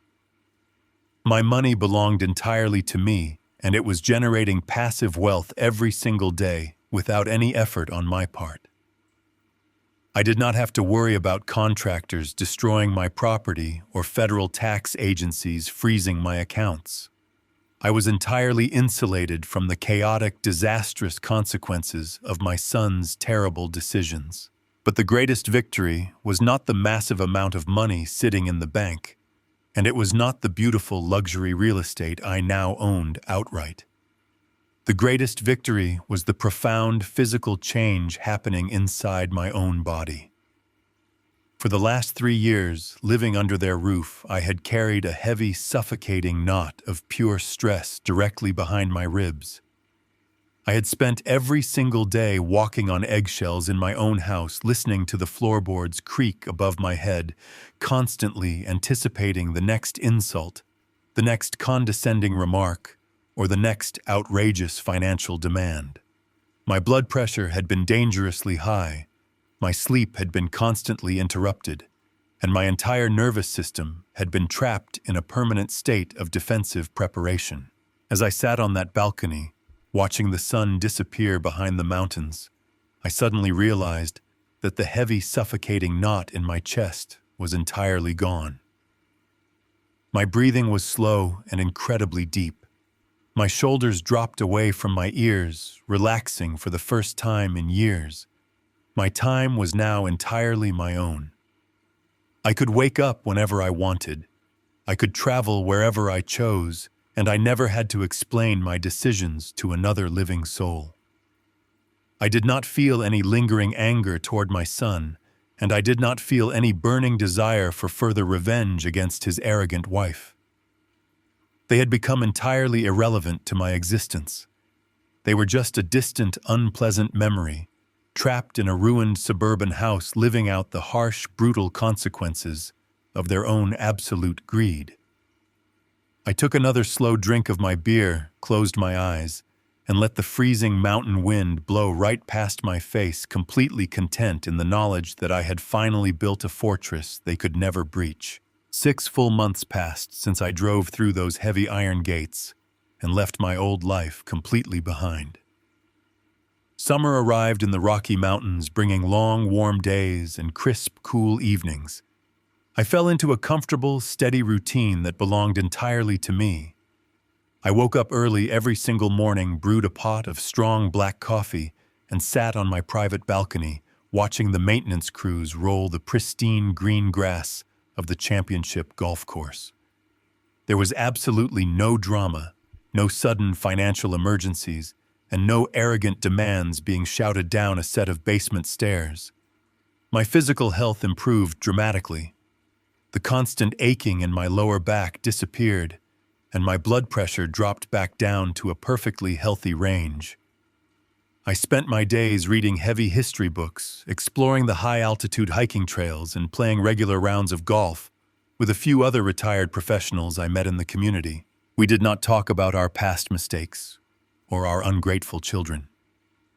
We talked about the weather, the course conditions, and the simple mechanics of a good, solid swing.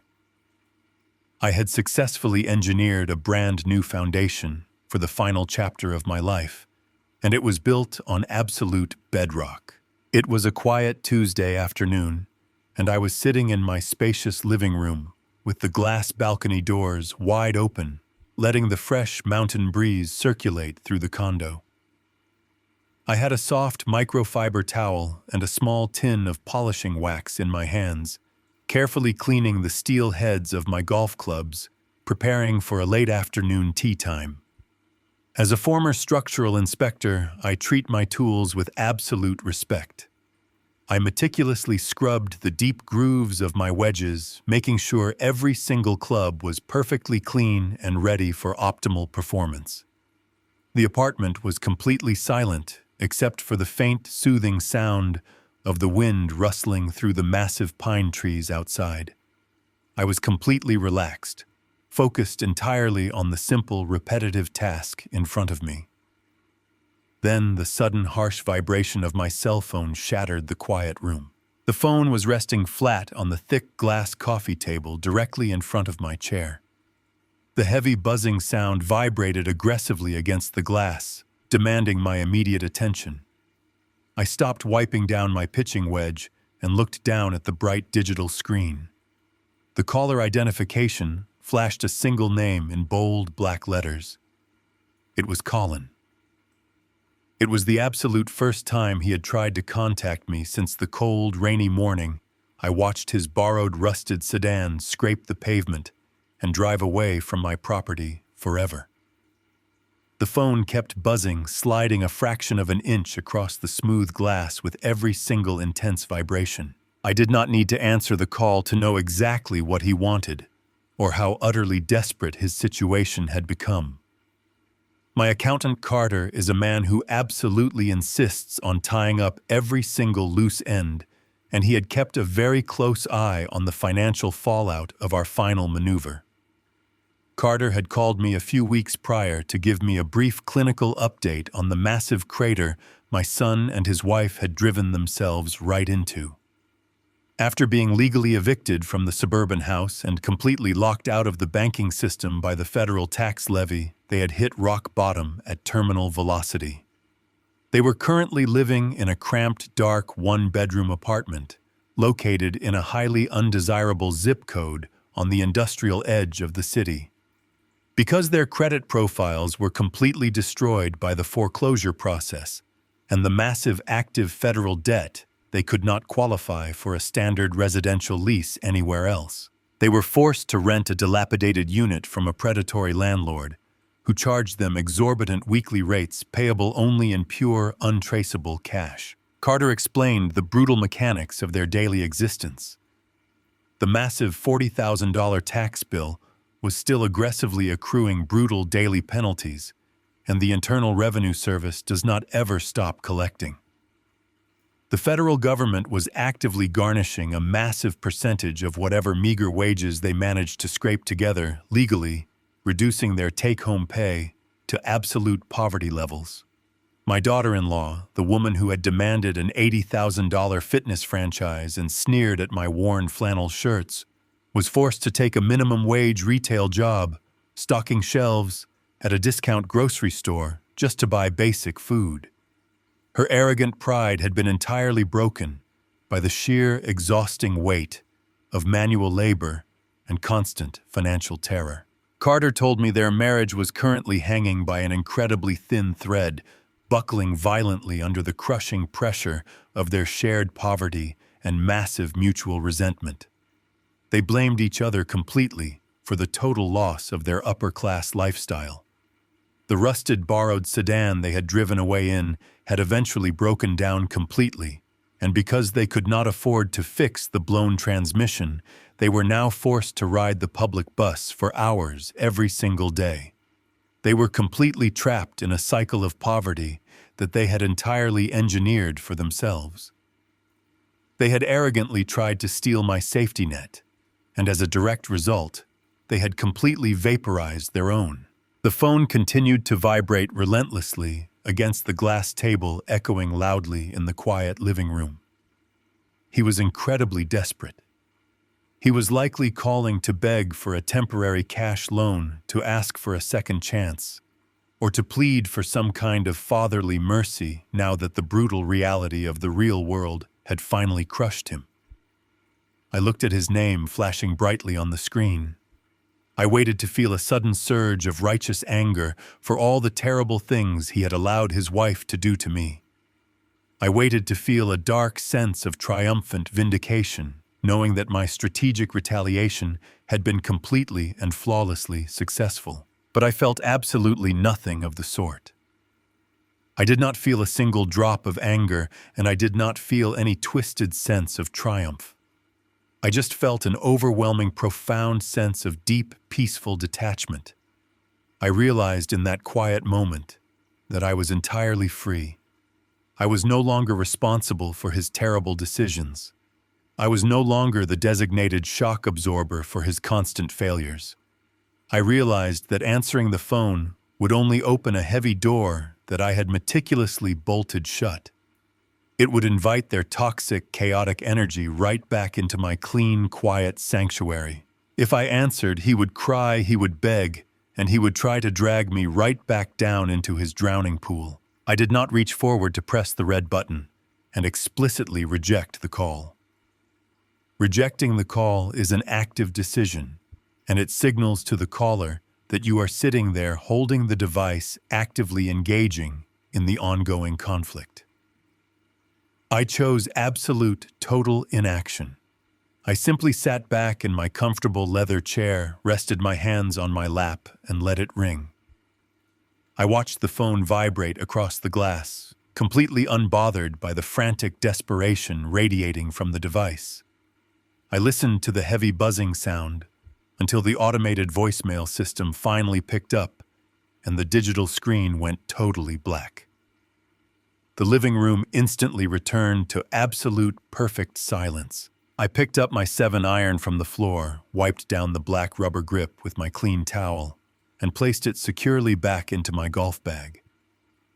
I slung the heavy bag over my shoulder, grabbed my keys, and walked out the front door toward the pristine green course.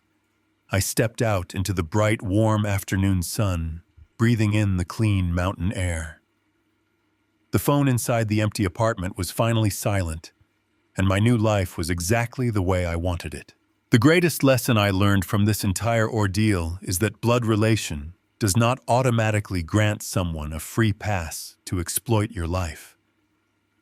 We are conditioned to believe that we must sacrifice everything for our children, even our own financial security and personal dignity. But true love requires mutual respect, not parasitic entitlement. When you allow people to treat you like a disposable resource, they will eventually discard you the exact moment you are empty. Setting absolute ironclad boundaries is not an act of selfishness. It is an act of profound self-preservation. You can never save a sinking ship by willingly drowning yourself alongside it, so you must always protect your own foundation first.